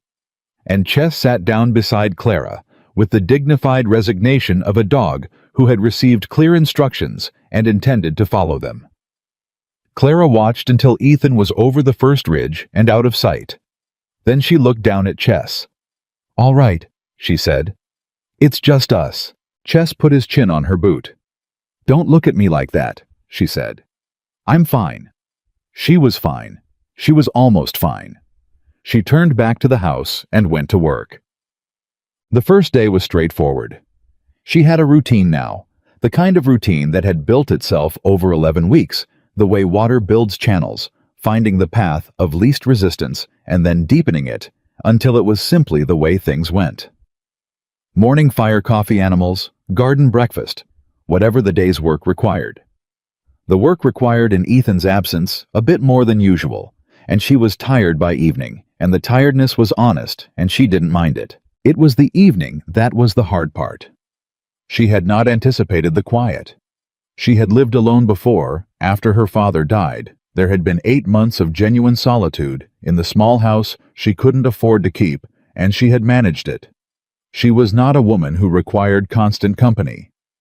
But this quiet was different from that quiet, and it took her until she was sitting at the kitchen table after supper, with the lamp turned low, before she understood why. The silence here had over 11 weeks become a shared thing. Even when neither of them talked, and they spent large portions of each day not talking, there had been the sound of him in it. Boots on the porch, the back door, movement in the barn, the occasional low exchange with Chess. The house had held 2 people's silences, and that was different, she understood now, from one person's silence. Emptier, larger in the wrong direction. She went to bed at a reasonable hour and did not sleep well, and in the morning she got up and lit the fire and did not let herself think about it.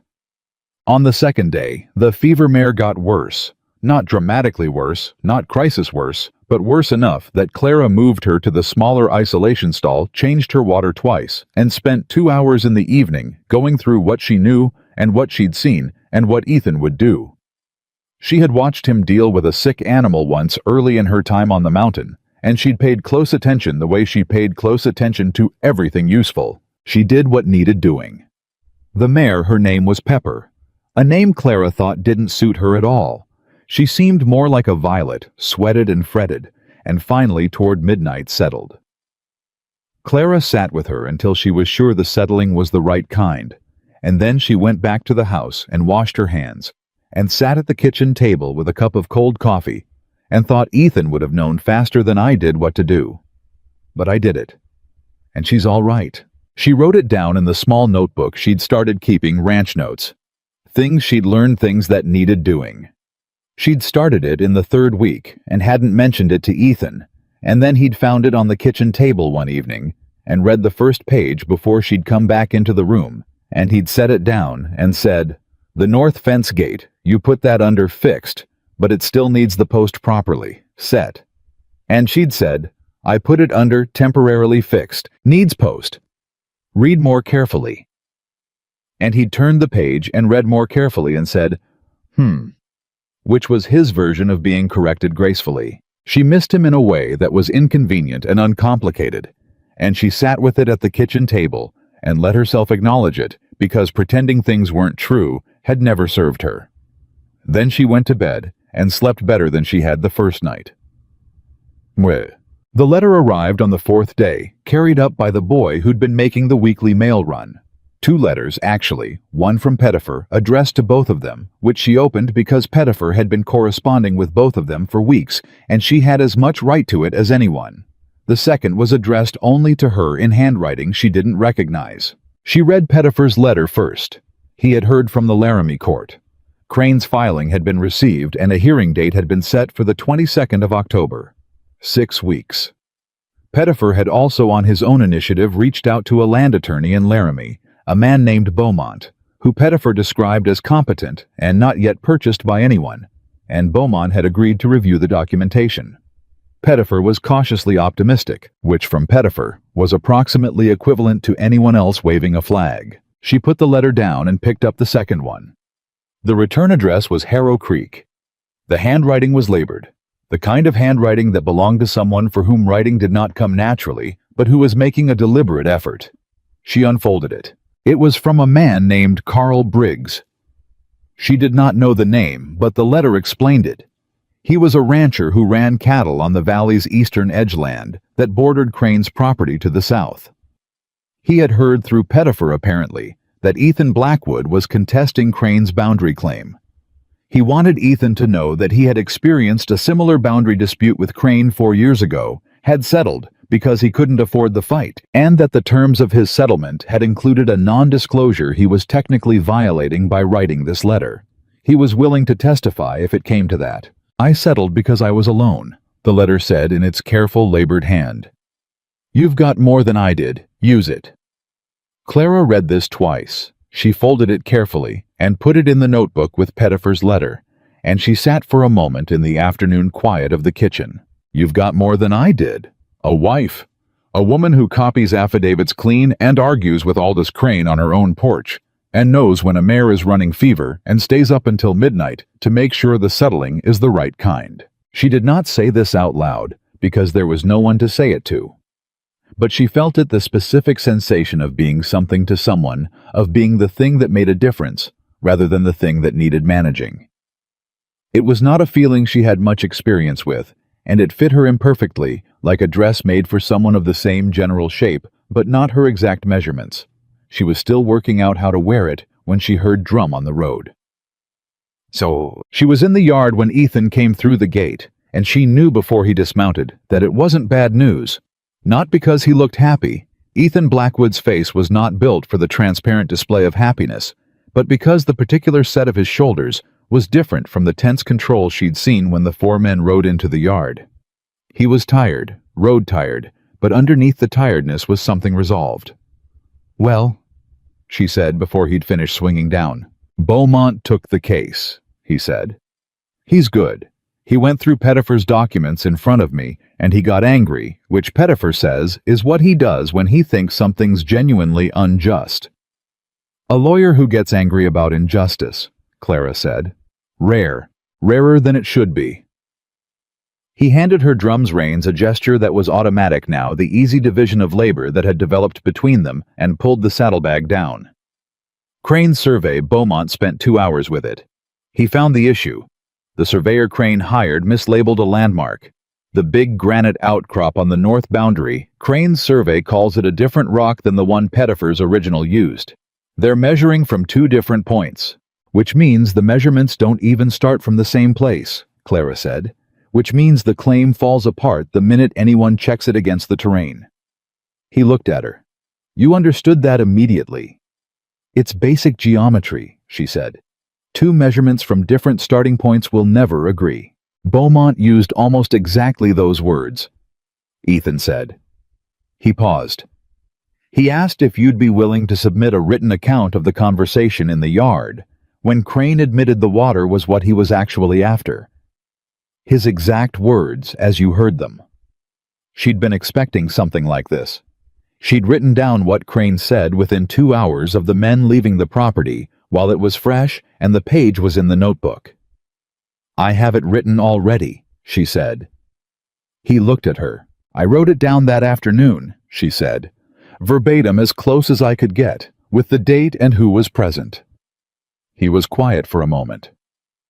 You knew we'd need it. I thought we might, she said. Go seat a drum. I'll have food ready when you come back. He didn't move immediately.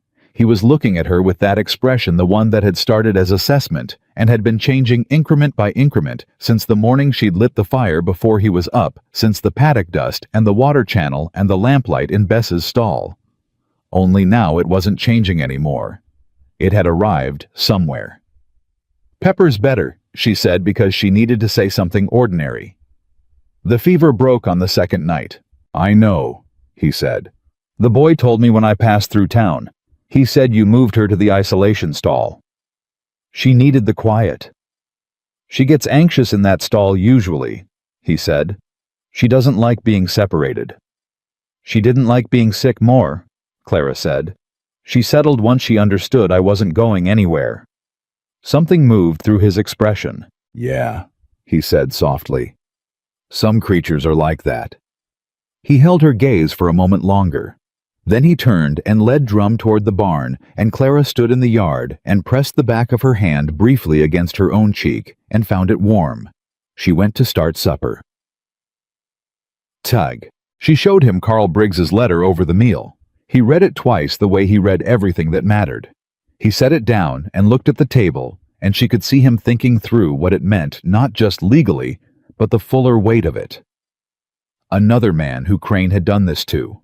Another piece of land, another water source, another arrangement that had looked like business and turned out to be taking. How many more do you think there are? She asked. Enough, he said. Crane's been building for 20 years. He doesn't do it loudly. He does it in pieces, one at a time, and he picks men who can't afford the fight. He paused. I almost couldn't. But you can, she said. Barely, he said. And then looking at her directly, not alone. She kept her eyes on her plate. Beaumont wants to know if we can find more people like Briggs, Ethan said. People who've settled with Crane under similar circumstances. If we can show a pattern, not just one boundary dispute, but a method, a way he operates, the case becomes something larger than just our north pasture. Pettifer would know, Clara said. He's recorded every deed in this county for 40 years. That's what Beaumont said. Have you written to Pettifer? I need to. He looked at her. I thought you're better at the letters than I am. This was she had come to understand Ethan's way of asking for something. Not requesting it outright, he was working on that, she thought, but it didn't come naturally, but acknowledging the other person's competence in a way that made it easy to offer. I'll draft it tonight, she said. You can read it in the morning and tell me what to change. I won't change anything, he said. You'll change something, she said. You always do. You find the one sentence that's slightly imprecise and you make it better. You have a good eye for precision. He looked genuinely caught off guard by this. I do. The water channel, she said.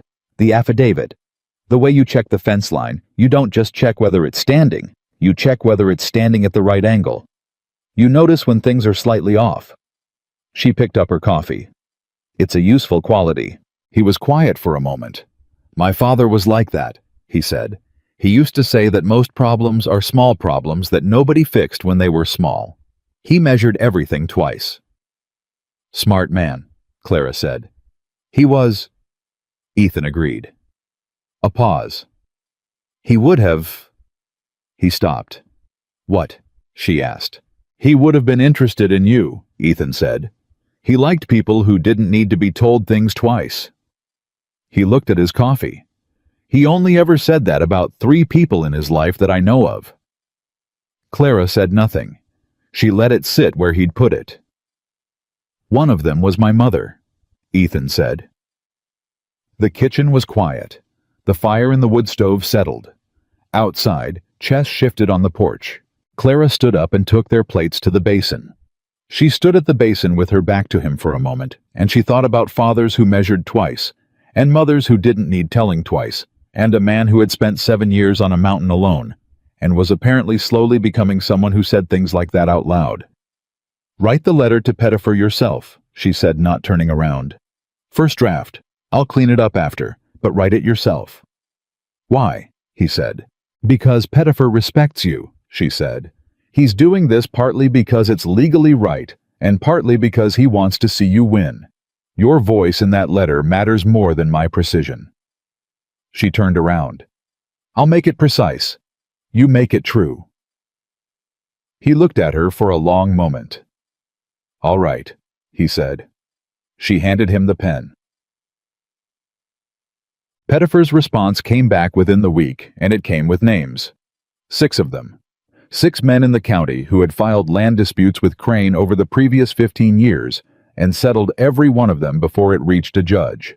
4 of them, when Ethan and Clara rode to see them over the following 2 weeks, were willing to talk. 2 of them were willing to put it in writing. One of them, a man named Henry Good, who ran sheep on the western edge of the valley and had the kind of quiet fury that builds over years of feeling wronged and having no recourse, had kept records. I kept everything, Good said, sitting across from them at his kitchen table. A man in his 60s with hands that had worked hard every day of his life and eyes that were still sharp with purpose.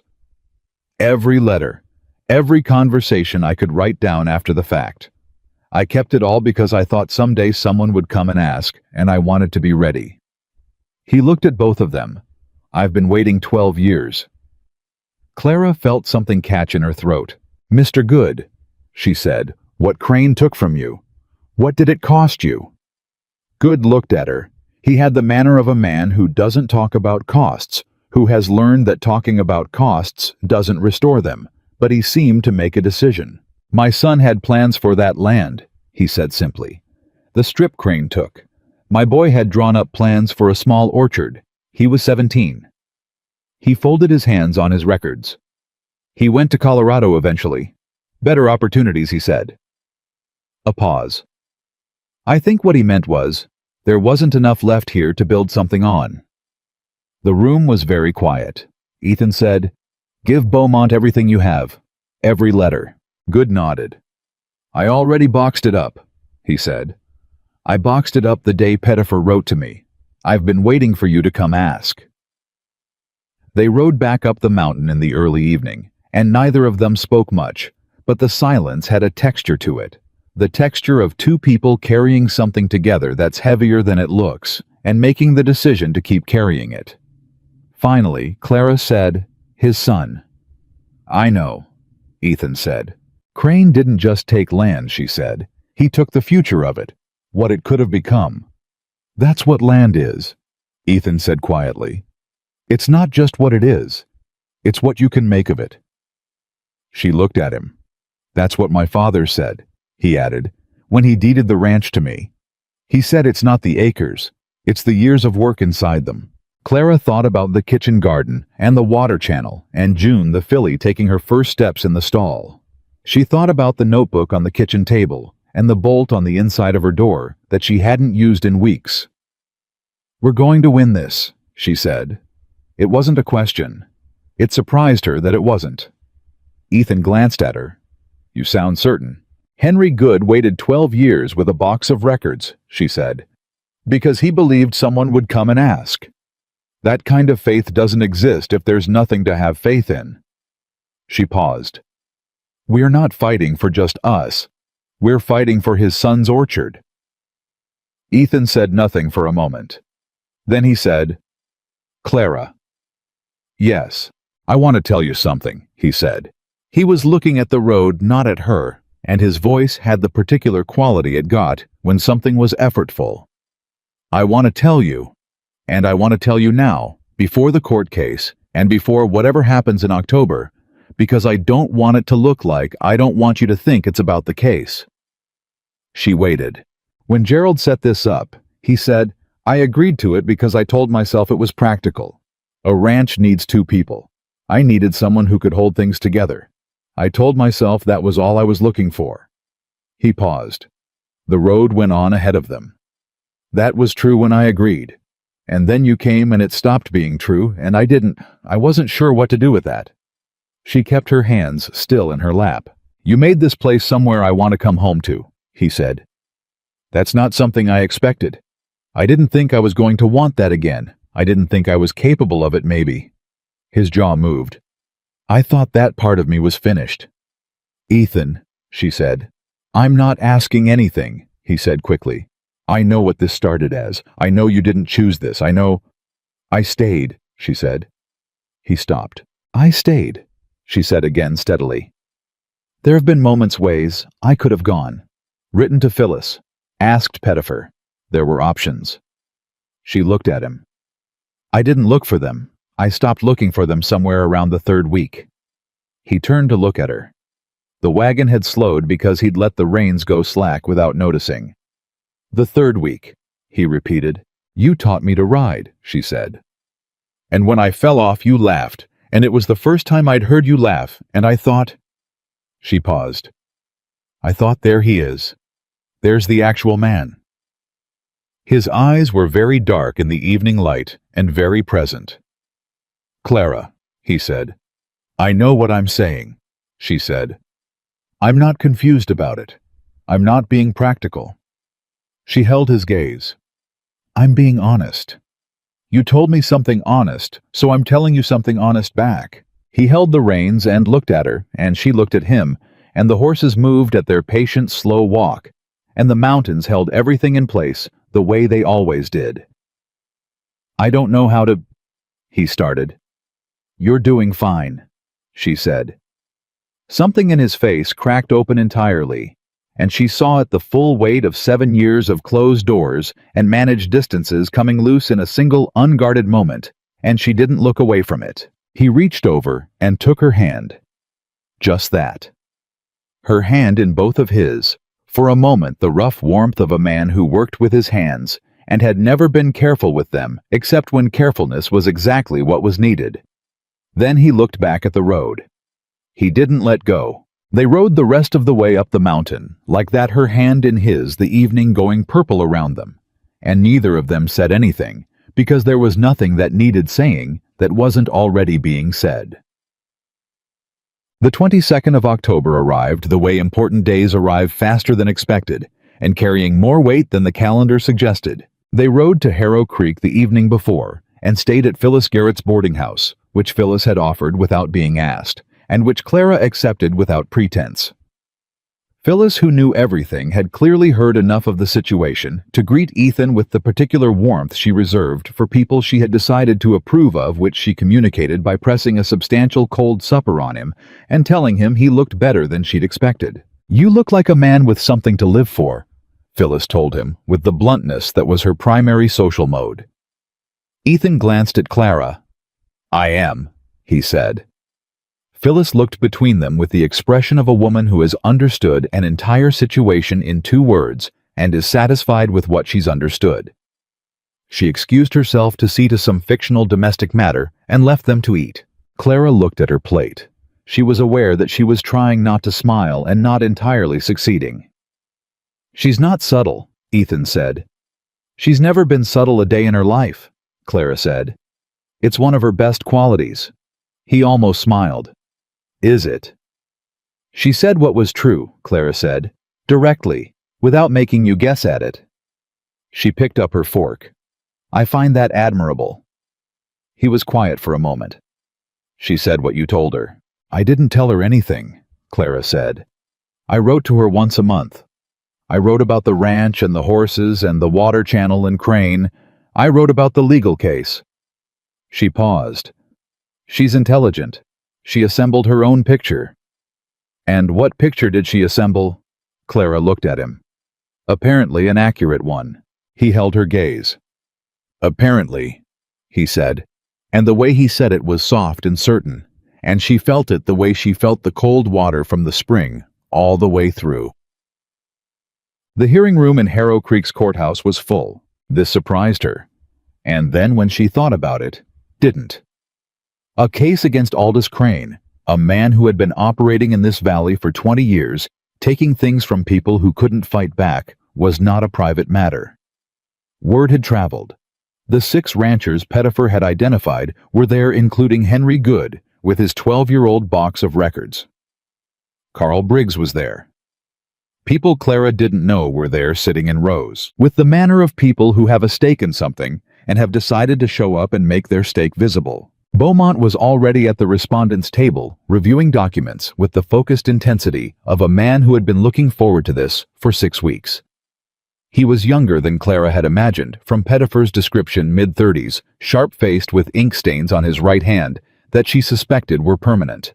Crane was at the other table with his attorney, a smooth man from Laramie, who looked at the room with the mild disdain of someone who has been winning these cases for long enough to find them slightly boring. Gerald Holt was in the gallery, not at Crane's table. He had positioned himself in the 3rd row alone, and when Clara's eyes found him, he looked away. She found this information and put it aside to examine later. The judge was a woman. This was the thing that rippled through the room when she came in.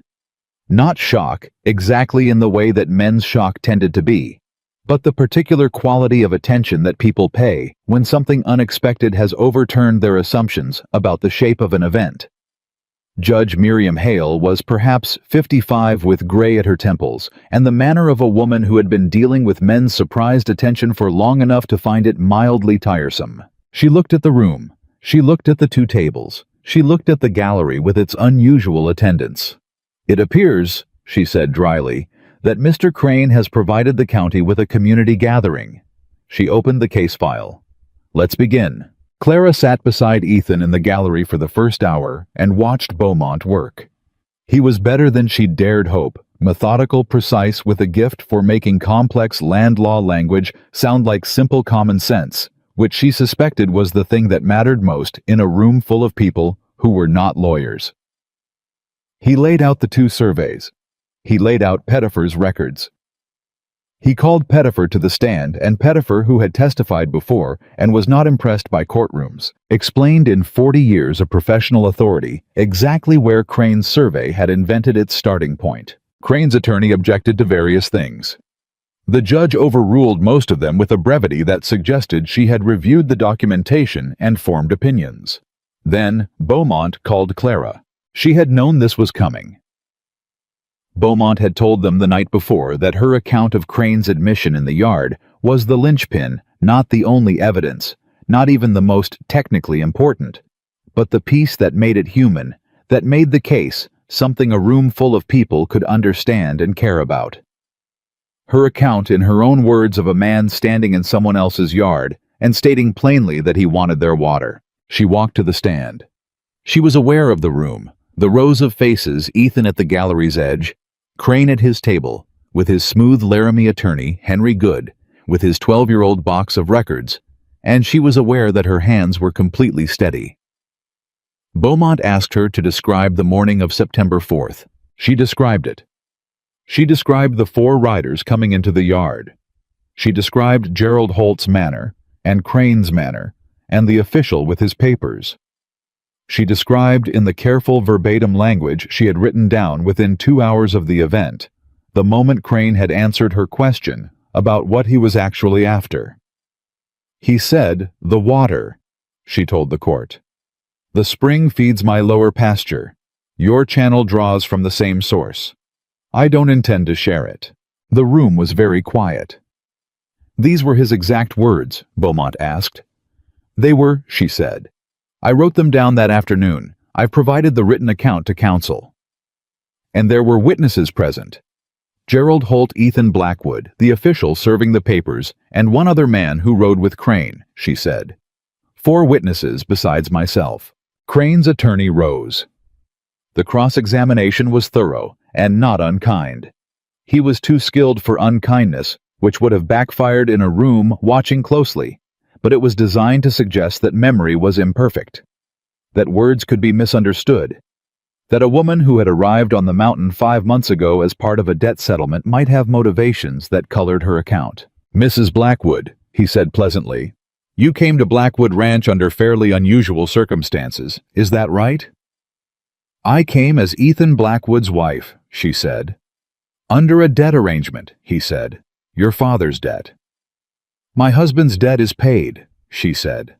"The marriage is legal and documented." "Of course," he said. "But you'd agree that your personal and financial security are tied to the outcome of this case." "My security," she said, and something in the word made her stop and reconsider it. "Mr. Langford, I came to this mountain with one dress and a bundle of personal effects and $340 worth of debt against my father's name. My security has never been tied to property or money. It's tied to my own 2 hands and my own word." She looked at him steadily. "If you're suggesting I would misrepresent what Aldous Crane said in my yard in front of 4 witnesses, I'd ask you to explain what version of my account could have served me better than the truth." The room stirred. The judge made a note. Langford moved on. Clara stepped down from the stand and walked back to the gallery and sat next to Ethan. And he did not say anything, but his hand found hers under the table and held it. And she felt the steadiness of his grip, and she thought, yes, that's right. That's what this is. But Beaumont called Henry Good last.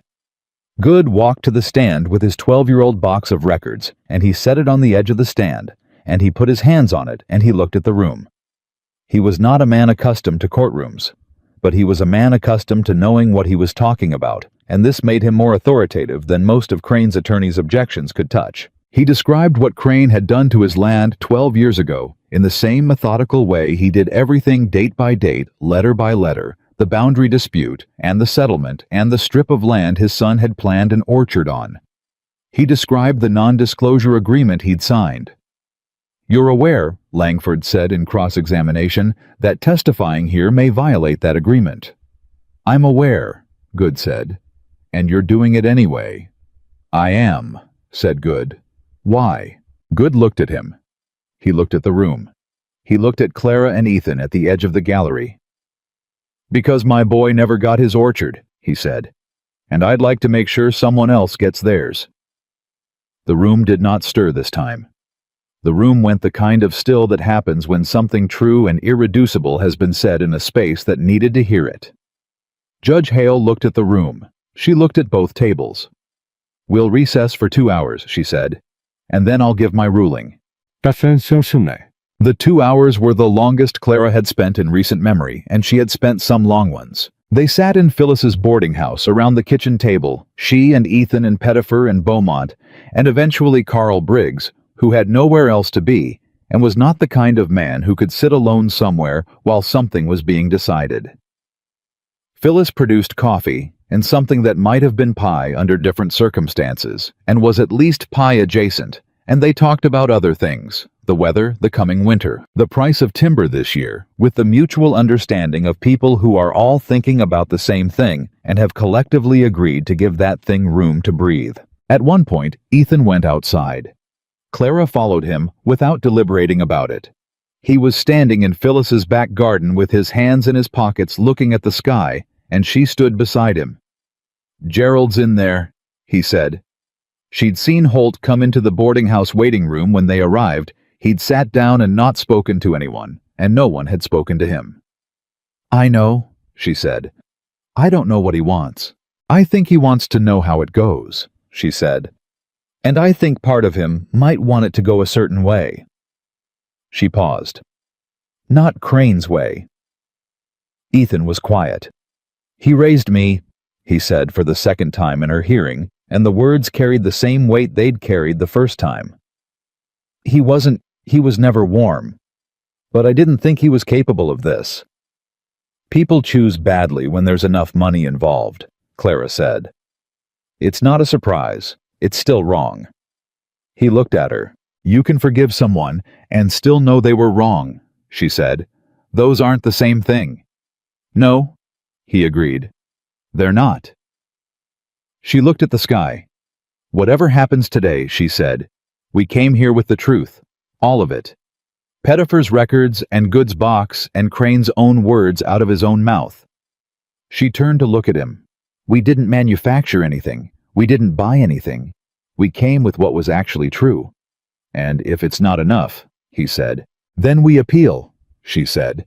And we find more people like Good, and we keep going. He turned to look at her fully. You wouldn't you? He said. Not a question.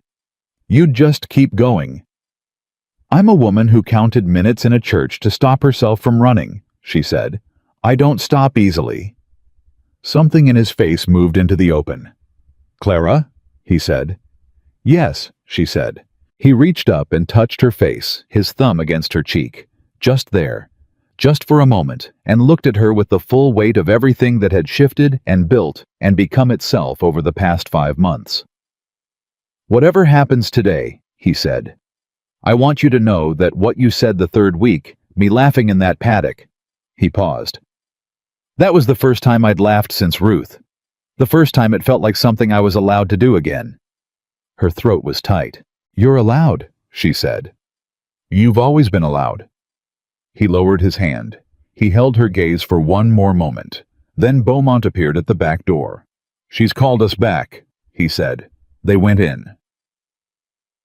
Judge Hale's ruling took 14 minutes to deliver and covered 6 different legal points, several of which Clara didn't fully follow, and Beaumont had to explain later. But the conclusion was plain enough. Crane's survey was found to be insufficiently documented to supersede the county's existing recorded boundary, which would remain as Pettifer's original survey described it. The boundary claim was denied. The water channel built on Blackwood land remained on Blackwood land. Furthermore, given the testimony regarding the water diversion, Crane's admission corroborated by witnesses, the court found sufficient grounds for a separate action regarding unlawful diversion of a natural water source to be filed if the affected party chose to pursue it. Langford was already whispering in Crane's ear when the gavel came down. Henry Good sat in his seat for a moment before standing up, and he put his hand on the box of records, and he looked at it, and Clara, watching him from across the room, saw the exact moment when 12 years of waiting became something he could set down. She turned to Ethan. He was looking at her. We won, she said. We won, he agreed. He stood up. He pulled her to her feet, and he held her hands in both of his, right there in the middle of the clearing courtroom, with Pettifer shaking Beaumont's hand and Briggs slapping someone on the back, and Good quietly rearranging his records in his box. What do you want to do? Ethan asked her. His voice was low for her. Go home, she said without hesitation. The word sat between them, home, and it fit the way it hadn't when she'd first arrived, the way it had grown to fit over 5 months of fire lighting and fence setting and water channel building and a filly named June, and a dog who followed her everywhere, and a man who laughed when she fell off a horse. Home, he agreed. And when Gerald Holt appeared at the courtroom door and stood there hat in hand, looking at Ethan with an expression Clara had no simple word for regret maybe, and the particular discomfort of a man who has understood something too late but has understood it. Ethan looked at him for a long moment. Then he said, Come to supper, Sunday. Come up the mountain. Holt blinked. There are things to say, Ethan said. We'll say them, but not today. Holt nodded. He put his hat back on. He left without speaking. Clara looked at Ethan. That was generous, she said. He raised me, Ethan said simply. Badly and imperfectly, and with his own interests too much in the picture. But he raised me. He paused. You said you can forgive someone and know they were wrong at the same time. I did say that, she said. Seems like a reasonable approach, he said. She looked at him. This man who didn't say things until he'd thought them all the way through, who measured twice and questioned things that didn't sit level, who had been closed for 7 years and was now visibly undeniably open, and she thought, there he is. There's the actual man. She had thought that in the paddock covered in dust the first time she heard him laugh. She was still right. They rode home in the late afternoon, the mountain road climbing steady beneath them, and the world felt different in the way it feels different after something large has been decided. Not louder, not brighter, but more itself. More settled into its own shape. Clara sat beside Ethan on the wagon seat and felt the particular quiet of two people who have been through something together and come out the other side, still standing, still, side by side. Chess was waiting at the gate when they came through, as he always was, and he greeted Clara first, pressing his great gray head against her hand, and then Ethan, and then turned and led them both toward the house, as if the matter of welcome was entirely under his management. "He always does that," Ethan said. "Greets you first." "He has good judgment," Clara said. Ethan looked at her sideways. "He does." He agreed, and the way he said it had nothing to do with the dog. She went inside to start the fire, while he took Drum to the barn, and she stood in the kitchen of the house that had been hers for 5 months now, and let herself feel it the win. The court goods face when the gavel came down, Ethan's hands holding hers in the middle of the clearing room. All of it sitting in her chest like something warm and solid and real. She had not let herself feel it in the courtroom. She had been practical in the courtroom, had kept her hands steady and her voice level and her mind on what was needed. But here alone in the kitchen, with the fire starting to catch, she let it arrive fully. They had won. She put the kettle on. She leaned against the counter and pressed both hands flat against the wood and breathed. They had won, and the water channel was theirs, and the north pasture was theirs, and Henry Good could tell his son, wherever he was in Colorado, that it had mattered the box of records the 12 years of waiting. That someone had come and asked. Ethan came in when she was pouring the coffee. He stood in the kitchen doorway and looked at her, and she looked at him, and neither of them said anything for a moment. The fire was going, and the kettle had just boiled, and Chess had arranged himself in front of the wood stove, with the expression of a dog who considered this entire outcome personally satisfying, and the house held all of it without straining. "Sit down," she said. "You've been on a horse for 4 days, and on your feet in a courtroom all morning." He sat down. She put coffee in front of him. He wrapped both hands around the cup and looked at the table. "Beaumont wants to pursue the diversion claim," he said. "Separate case. Against Crane for the 3 years of water he diverted. Will it hold?" "Beaumont thinks so." He paused. Crane's attorney came to him after the ruling, made a quiet offer. Crane settles the diversion claim privately, a sum of money paid directly in exchange for no further legal action. Clara sat down. "How much?" Ethan told her. She was quiet for a moment. It was a real sum. The kind of sum that could do things. Repair the barn properly, expand the herd, put aside something for a winter that turned bad. It was not a small offer, and Crane knew it wasn't small, which meant Crane was genuinely worried about what a second case would look like with Good's records in front of a judge who'd already ruled against him once. "What do you want to do?" she asked. "I want to know what you think," he said. She looked at him. This was also new, not in the last 5 months, but in the last few weeks, this particular way he had of asking. Not deferring, not surrendering the decision, but genuinely wanting the other perspective before he formed his own conclusion. "Take the settlement," she said. "Use the money for good." He stared at her. "For good. Part of it," she said. "The strip he lost 12 years ago, Crane still owns it. But the money could help him start something on what he has. His son might come home if there was something to come home to." The silence that followed was the thinking kind. She let it run. "The rest," she said, "barn roof. You've been patching it since March."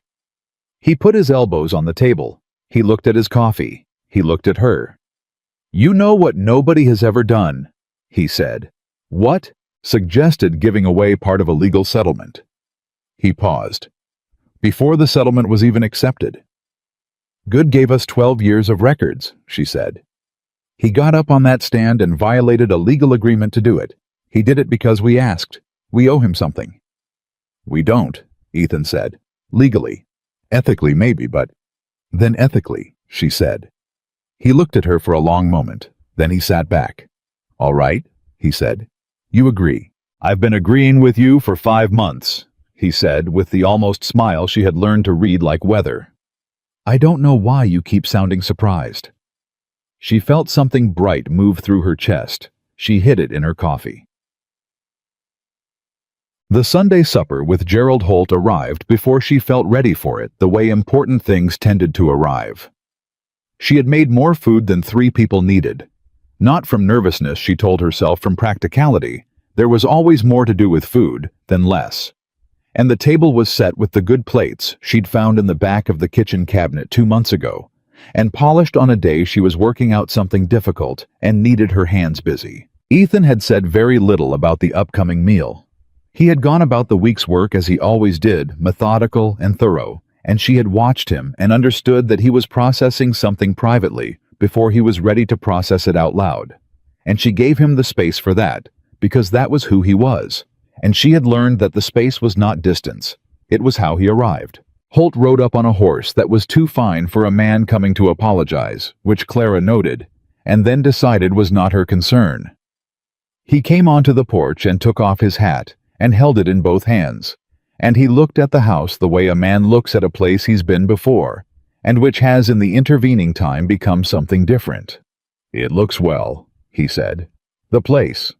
It is well, Ethan said. Holt's eyes moved to Clara. He held her gaze for a moment, and then he said, Mrs. Blackwood? Mr. Holt, she said. Come inside. She fed them both, and she sat at the table, and she let them talk without managing it, without steering, because that was not her conversation to manage. She was Ethan's wife, and this was Ethan's table, and the business between these 2 men was decades older than anything she was part of, and the best thing she could do was be present without being in the way. Holt said partway through the meal, I didn't think Crane would push it this far. Ethan looked at him. That's not an excuse, Holt said quickly. I know what I did. I knew about the diversion, and I didn't tell you. I wrote you a letter designed to make you think the boundary issue was separate from... He stopped. It wasn't separate. No, Ethan said. I made a calculation, Holt said. I told myself you'd be compensated eventually, that the arrangement was going to benefit everyone. You told yourself what you needed to tell yourself, Ethan said. Holt was quiet. You're not a dishonest man, Ethan said. That's what makes it worse. Dishonest men expect themselves to lie. You talked yourself into it.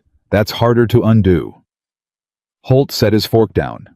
He was not a man built for this, for sitting at a table and being told true things about himself without any available exit that wasn't cowardice. He sat in it. What can I do? He said finally. Ethan looked at him. Tell me about the timber rights, he said. You said the ranch was worth more than I knew. Tell me what you know. Holt blinked. He had clearly expected something else, punishment perhaps, or a longer reckoning. What he got instead was a man who had decided to move forward and wanted information to move forward with. The northern timber, Holt said slowly. There's a logging operation interested in the county. They've been buying rights quietly. Your acreage, the pitch pine and spruce up in the high range, it's exactly what they're looking for. How long have you known this? 2 years, Holt said. Ethan was very still for a moment. Then he said, Write me the names of the people in the logging operation. Everything you know about them. Ethan, you owe me that much, Ethan said, not harshly, just plainly. Write me the names. Holt wrote them. He produced a small notebook from his coat pocket and wrote 3 names in his careful hand and tore the page out and put it on the table. Clara looked at the page. She looked at Ethan. He picked it up. He folded it. He put it in his shirt pocket. All right, he said. Holt looked at him with the expression of a man waiting for a door to close. I'll need time, Ethan said, before things are as they were. I don't know if they'll be as they were, but come back in the spring. He paused. Bring Margaret. Margaret was Holt's wife, who Clara had met once at the wedding, and who had spent the entire reception looking at her husband with the expression of a woman who suspected something and hadn't yet decided what to do with the suspicion. Clara had thought at the time that Margaret Holt was considerably more perceptive than her husband. "Margaret will want to come," Holt said quietly. She likes Clara." "She doesn't know me," Clara said. "She said you were the kind of woman who looked at a situation and saw what it actually was," Holt said. "She said it after the wedding. She said it like she meant it as a compliment." Clara looked at him for a moment. "Tell her thank you," she said, "and tell her spring is a good time. The garden will be worth seeing." Holt left an hour later, and the house held the particular quiet of a difficult thing that has been faced and is now at least faced. Ethan sat at the table for a while after. Clara cleared and washed and let him sit. "All right," she asked when she was done. "Yes," he said. And then, "No. But I will be." "That's honest," she said. "I learned that from someone," he said. She hung the dish towel. She turned around and looked at him at the table, and he was looking at her the way he'd been looking at her since the courtroom, since her hand in his on the wagon seat, since the back garden of Phyllis Garrett's boarding house when he'd touched her face. "There's something I need to ask you," he said. Her heart did something she chose not to name immediately. "Ask," she said. He stood up. He was very tall in the kitchen in the lamplight, and he put his hands in his pockets the way he did when he was working out how to say something that mattered. "The arrangement," he said. "The way this started. The debt and Gerald's letter, and none of it was what I'd have chosen if I'd had the choosing of it." "I know," she said. "What I'm asking," he said, "is whether you'd have chosen it, if it had been a choice." He looked at her steadily. "If you'd met me not like this, not the way we met, if you'd met me somewhere ordinary and had a real choice in front of you." A pause. "Would you have chosen this?" The question sat in the kitchen between them. She thought about it the way it deserved to be thought about. Not quickly, not to give him what he needed to hear, but actually. She thought about the man she'd seen at the altar in 11 minutes of counted vows, the man who had put wildflowers in a blue jug and told her the door had a bolt on the inside. She thought about the paddock, and the water channel, and a foal named June, and a dog who followed her everywhere, and Good's box of records, and a courtroom, and her hand in his on the wagon seat. "Yes," she said. "I would have. It might have taken longer." She held his gaze. "But yes." He breathed. "I'm not the easiest person," he said. "No," she agreed. "You think before you speak, and you go quiet when something's hard, and you work through problems alone before you'll ask for help, and you've spent 7 years building walls that are now inconvenient." She paused. "I know." "And," he said, "and I'm a woman who counted minutes in a church, who learned to build water channels and copy affidavits and argue with Aldous Crane in her own yard," she said. "I'm not looking for easy. I never was." He crossed the kitchen in 2 steps, and he kissed her. Not carefully, not tentatively. The way a man kisses someone when he's done being afraid to, when the thing that's been building for 5 months has run out of room to be anything but itself. She kissed him back. When they broke apart, his forehead rested against hers, and his hands were on her face, and she could feel him breathing, and she thought, this is what it was building toward. All of it. From the church to the mountain, to the wildflowers in the blue jug, to this kitchen, this moment, this man. "Clara," he said. "I know," she said. "I love you," he said with the particular simplicity of a man who has thought about a thing long enough that saying it comes out plain and whole, no decoration needed. She pulled back just enough to look at him. "I know," she said again. And then, "I love you too," in case that wasn't clear. Something happened in his face that she had no word for and didn't need one. It was complete. "It was becoming clear," he said. "Becoming?" she said. "You're not subtle," he said, "when you're paying attention." She laughed, a real one, sudden and unguarded, and he smiled, the full version, the one that changed his face entirely. the one she had been watching arrive since a paddock in July, and a rabbit and a mouthful of dust. Chess from in front of the wood stove made a sound of supreme satisfaction and put his chin back on his paws. The winter came hard that year, the way Wyoming winters came without apology and without preparation time. It arrived in November with 2 feet of snow and a cold that made the windows run with ice on the inside, and the ranch pulled inward on itself the way all living things do in winter, tending to what was closest burning, what was necessary making the warmth last. Clara had known cold winters. She had not known winters that looked like this one. She and Ethan worked the ranch together through November and December with the efficiency of 2 people who had spent 5 months learning each other's rhythms until the rhythms were shared almost unconscious. She knew which tasks he preferred and which he'd hand off without needing to be asked. He knew when she was thinking hard and needed quiet, and when she was going to need to talk it through. They had built something between them that was, she thought, better than either of them would have built alone. Not because they filled each other's gaps exactly, but because they made each other's strengths more useful. In December, a letter came from Beaumont. Crane had accepted the diversion settlement. The sum was in a Harrow Creek bank account in both their names. Ethan showed her the letter at breakfast. "Both names," she said. "That's how I asked Beaumont to set it up," he said. She looked at the letter. "You did that before the settlement was accepted." "I did it before we went to court," he said. "I asked him to set up the account before we even left for Laramie." He picked up his coffee. "I figured whatever came out of it was ours, both of us." She looked at him. "You were already certain," she said, "before the ruling." "I was certain we were right," he said. "Courts don't always agree with right, but either way." He put the cup down. "Either way, whatever came out of it was ours." She folded the letter carefully. "We need to write to Good," she said. "I wrote to him yesterday," Ethan said. "I sent the letter down with the boy." "What did you say?" "I told him the settlement came through and that we wanted to talk to him about the use of a portion of it. I told him his son was welcome on this mountain any time he wanted to look at what a man can build when someone's in his corner." He paused. "I may have said it slightly differently than that, but that was the meaning." Clara set down the letter and looked at her hands on the table and let herself feel the full weight of this, the money and the letter and the bank account in both their names, and a man who had written to Good yesterday before she'd asked, because he'd already understood it was the right thing. "Ethan," she said. "I know," he said, gently. She nodded once. She picked up her coffee. She looked at the window where the snow was coming down again, the particular relentless white of Wyoming in December. "The barn roof," she said.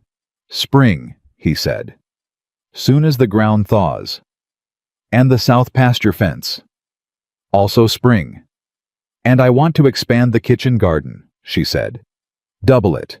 If we're going to have people up here regularly, Good and his son Gerald and Margaret in the spring, we'll need more."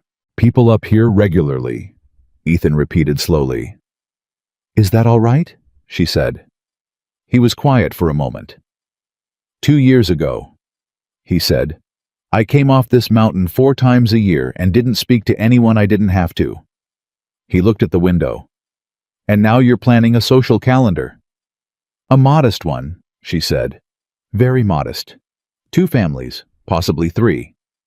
"Possibly 3, he said. "Carl Briggs's wife sent a letter," Clara said. "She would like to visit in February. She raises chickens, and she has opinions about a breed she thinks would do well up here. She wants to discuss it." "She wants to discuss chickens," Ethan said. "At length, I suspect," Clara said. "Based on the letter." He looked at the ceiling briefly with the expression of a man revising his expectations of the next several decades. Then he looked at her. "All right," he said. "You're going to have a social life," she told him pleasantly. "I married a woman who talks to people," he said. "You married a woman who used to wash their laundry," she said. "It was always going to lead here." And there it was, the full smile, sudden and complete, the one that transformed his face, and she felt it in her chest, like the first cold water from the upper spring, like the foal standing on new legs, like all the best things that announce themselves without apology. January brought a stillness that was different from any other stillness Clara had experienced, the particular hush of a mountain winter where even the wind seemed to decide the effort wasn't worth it. They were snowed in for 11 days in the middle of the month, and the world reduced itself to the house and the barn, and the short distance between them, and this was, she discovered, not a hardship. They read in the evenings. Ethan had more books than she'd expected. She'd found them in a trunk in the spare room, carried up from somewhere, read in the years of solitude and put away. They read separately and occasionally aloud to each other when something struck one of them as worth sharing. She read him passages from a history of the Spanish land grants in California that she found fascinating and he found interesting in a measured way. He read her something from a natural history of the mountain ranges that she found interesting and he found fascinating, and the difference in their emphases made for a running conversation that stretched across 3 weeks and half a dozen books. "You're better read than you let on," she told him on a Tuesday evening in January, with the snow against the windows and the fire very present. "Most people don't ask," he said. "Most people probably didn't give you room to say," she said. He looked up from his book. "No," he said. "They didn't." She looked back at hers. "Your father had all these books?" she asked. "Some. The rest I bought. 1 or 2 a year when I went down to the larger towns." He turned a page. "Reading seemed like something I could still—" He stopped. "After Ruth," she said gently. "After Ruth," he agreed. "Books don't require anything from you. They just exist when you need them." She understood this. She had read every scrap of written material she could get her hands on since she was a child, for exactly the same reason. "What did she like to read?" Clara asked. He was quiet for a moment. She waited, knowing now that his silences were not deflections, but processing, knowing the difference between a silence that meant, "Don't ask that," and a silence that meant, "Let me find the right words." "Poetry," he said. She liked poetry, which I couldn't follow half the time. She'd read me something and I'd say I didn't understand it, and she'd explain it, and I still didn't understand it, and she thought that was the funniest thing. The roughness was there in his voice, the grief and affection braid, but it was softer now than it had been when he'd told her in the clearing. She had a whole shelf of it. I kept the shelf. Where? He looked up. Something crossed his face, not reluctance, but a kind of careful offering. "Back room," he said. "The trunk." "The trunk with the history books. Under them," he said. She thought about this. The books on top, the poetry underneath. The thing he could still reach for, and the thing he'd put below it to keep safe. "Can I see?" she asked. He was quiet for a long moment. "Yes," he said. She went to the back room. She opened the trunk and moved the history books aside, and there they were, a small collection, 6 volumes worn in the particular way of books that have been read many times. She picked up the one on top, a slim volume, and opened it to a page that fell open easily, the page of a poem that had been read dozens of times. She read it standing at the trunk in the January cold. It was about light. About the way light arrived in the morning and what it meant to wake up and find it still there, still arriving the way it always had.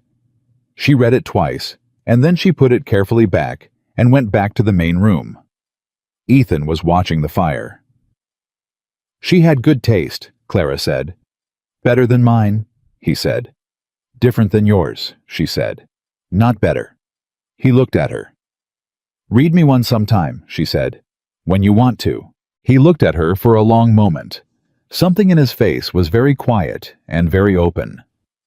"All right," he said. She picked up her history book. He picked up his.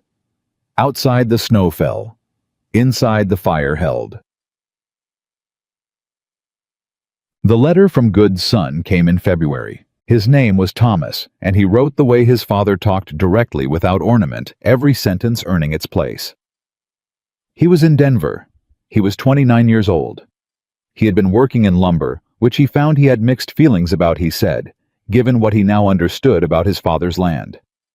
He thanked Ethan and Clara for what they'd done, He said his father had written to him the night after the ruling, and that the letter had arrived on a Tuesday, and he'd sat with it for 3 days before he could write back. At the end of the letter, he said he was thinking about coming home.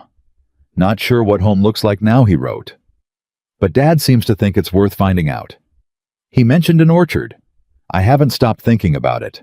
Clara read this at the kitchen table, and did not try to keep the feeling from her face because there was no one to keep it from. Ethan was in the barn, and so she sat alone in the February kitchen and let herself feel the full, complete, irreducible rightness of it. Thomas Good and his orchard, 12 years and a box of records and a winter morning in a Wyoming courtroom. What a thing it was. What a thing. She was still at the table when Ethan came in stomping snow off his boots at the door, and he looked at her face and stopped. "What happened?" he said. She handed him the letter. He read it standing in the doorway with his coat still on and his hat still on and the cold still coming off him. She watched his face as he read. When he looked up, his expression was the open one, the unguarded one, the one she had come to know as well as she knew her own. "He's coming home," Ethan said. "He's thinking about it," she said. "He's coming," Ethan said. There was no doubt in his voice. She smiled. "Probably," she agreed. He folded the letter. He put it on the table. He took off his hat and hung it on the hook and came and sat down across from her, and they sat at the kitchen table in the February morning, with snow outside every window and Chess asleep in front of the stove, and she thought, "Look at this. Look at what this is." "Ethan," she said. "Yeah, I need to tell you something." He looked at her. Something in her tone made him sit forward slightly. Not alarm, but the full attention he gave to things that mattered. "I've been thinking," she said, "about what comes next, for the ranch, not just this year, further than that." "Tell me," he said. "The timber rights," she said. "The logging operation Holt mentioned. I've been reading about it, what logging does to mountain land long term. The runoff, the erosion, what it does to water sources." She held his gaze. "I don't think we should sell those rights, even if the offer is significant." "No," he said immediately. She looked at him. "You already decided that. Before you said it," he said. "My father, he used to say the land was a trust, not a commodity." He paused. "I've been thinking about what else it could be. The timber, without logging it." "Managed access," she said. He looked at her. "That's the phrase Beaumont used when I asked him about alternatives." "It's the right phrase," she said. "You allow limited access for specific purposes. Research possibly under terms you control. The land stays intact. You generate income without depleting what generates it." He was quiet in the thinking way. "Beaumont could help structure it," she said. "He seems to like problems with legal complexity." "He does," Ethan agreed. "It's unsettling how much he likes them." "He's good at them," she said. "That's what matters." Ethan looked at his hands on the table. "This is a long plan," he said. "Longer than one season." "Yes," she said. "It's a plan for—" He stopped. He looked up. "For a long time here." "Yes," she said again steadily. He held her gaze. "I want that," he said. "I want that very much." "I know," she said. "So do I." He reached across the table and covered her hand with his. The fire in the wood stove settled. Chess made a small sound of dreaming contentment. Outside, the February snow was beginning to ease, and somewhere in the quality of the light through the window, there was the first faint suggestion of something that was not quite spring yet, but was no longer entirely winter. Spring arrived in increments the way it always does at altitude, not a single arrival, but a series of negotiations between cold and warmth, each one shifting the balance a little further, until one morning you woke up and the balance had tipped, and everything felt different without anything looking dramatically changed.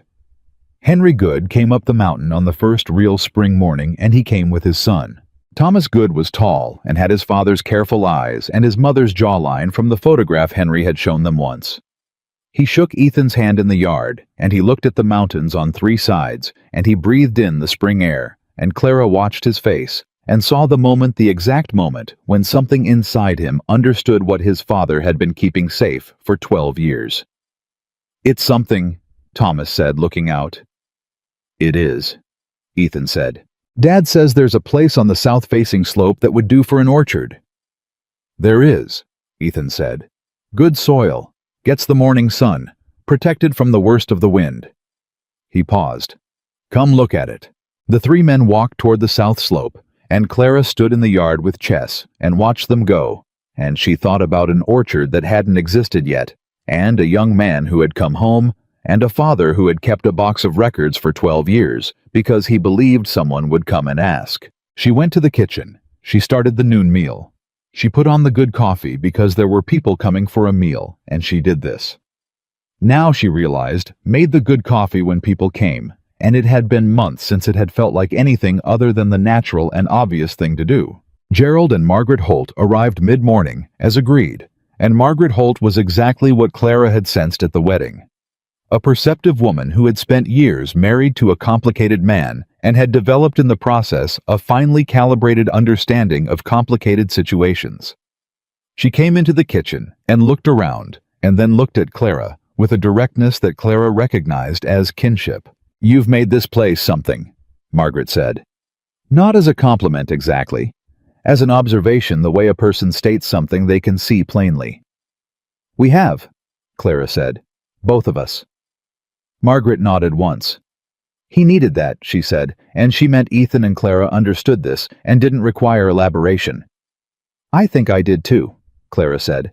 Margaret looked at her for a moment, and then she smiled, the first full smile Clara had seen from her, and it was a good one, the kind that had warmth and sharpness both.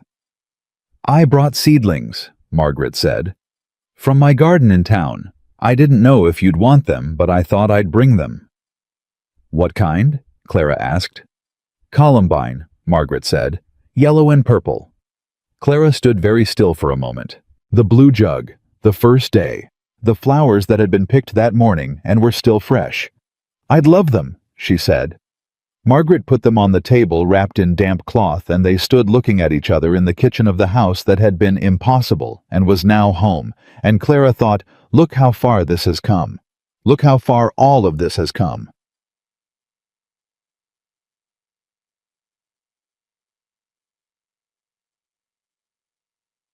The afternoon was the kind that arrived in the mountains, sometimes in early spring, unexpectedly warm, with a particular quality of light that was gold and clean, and made everything it touched look more like itself.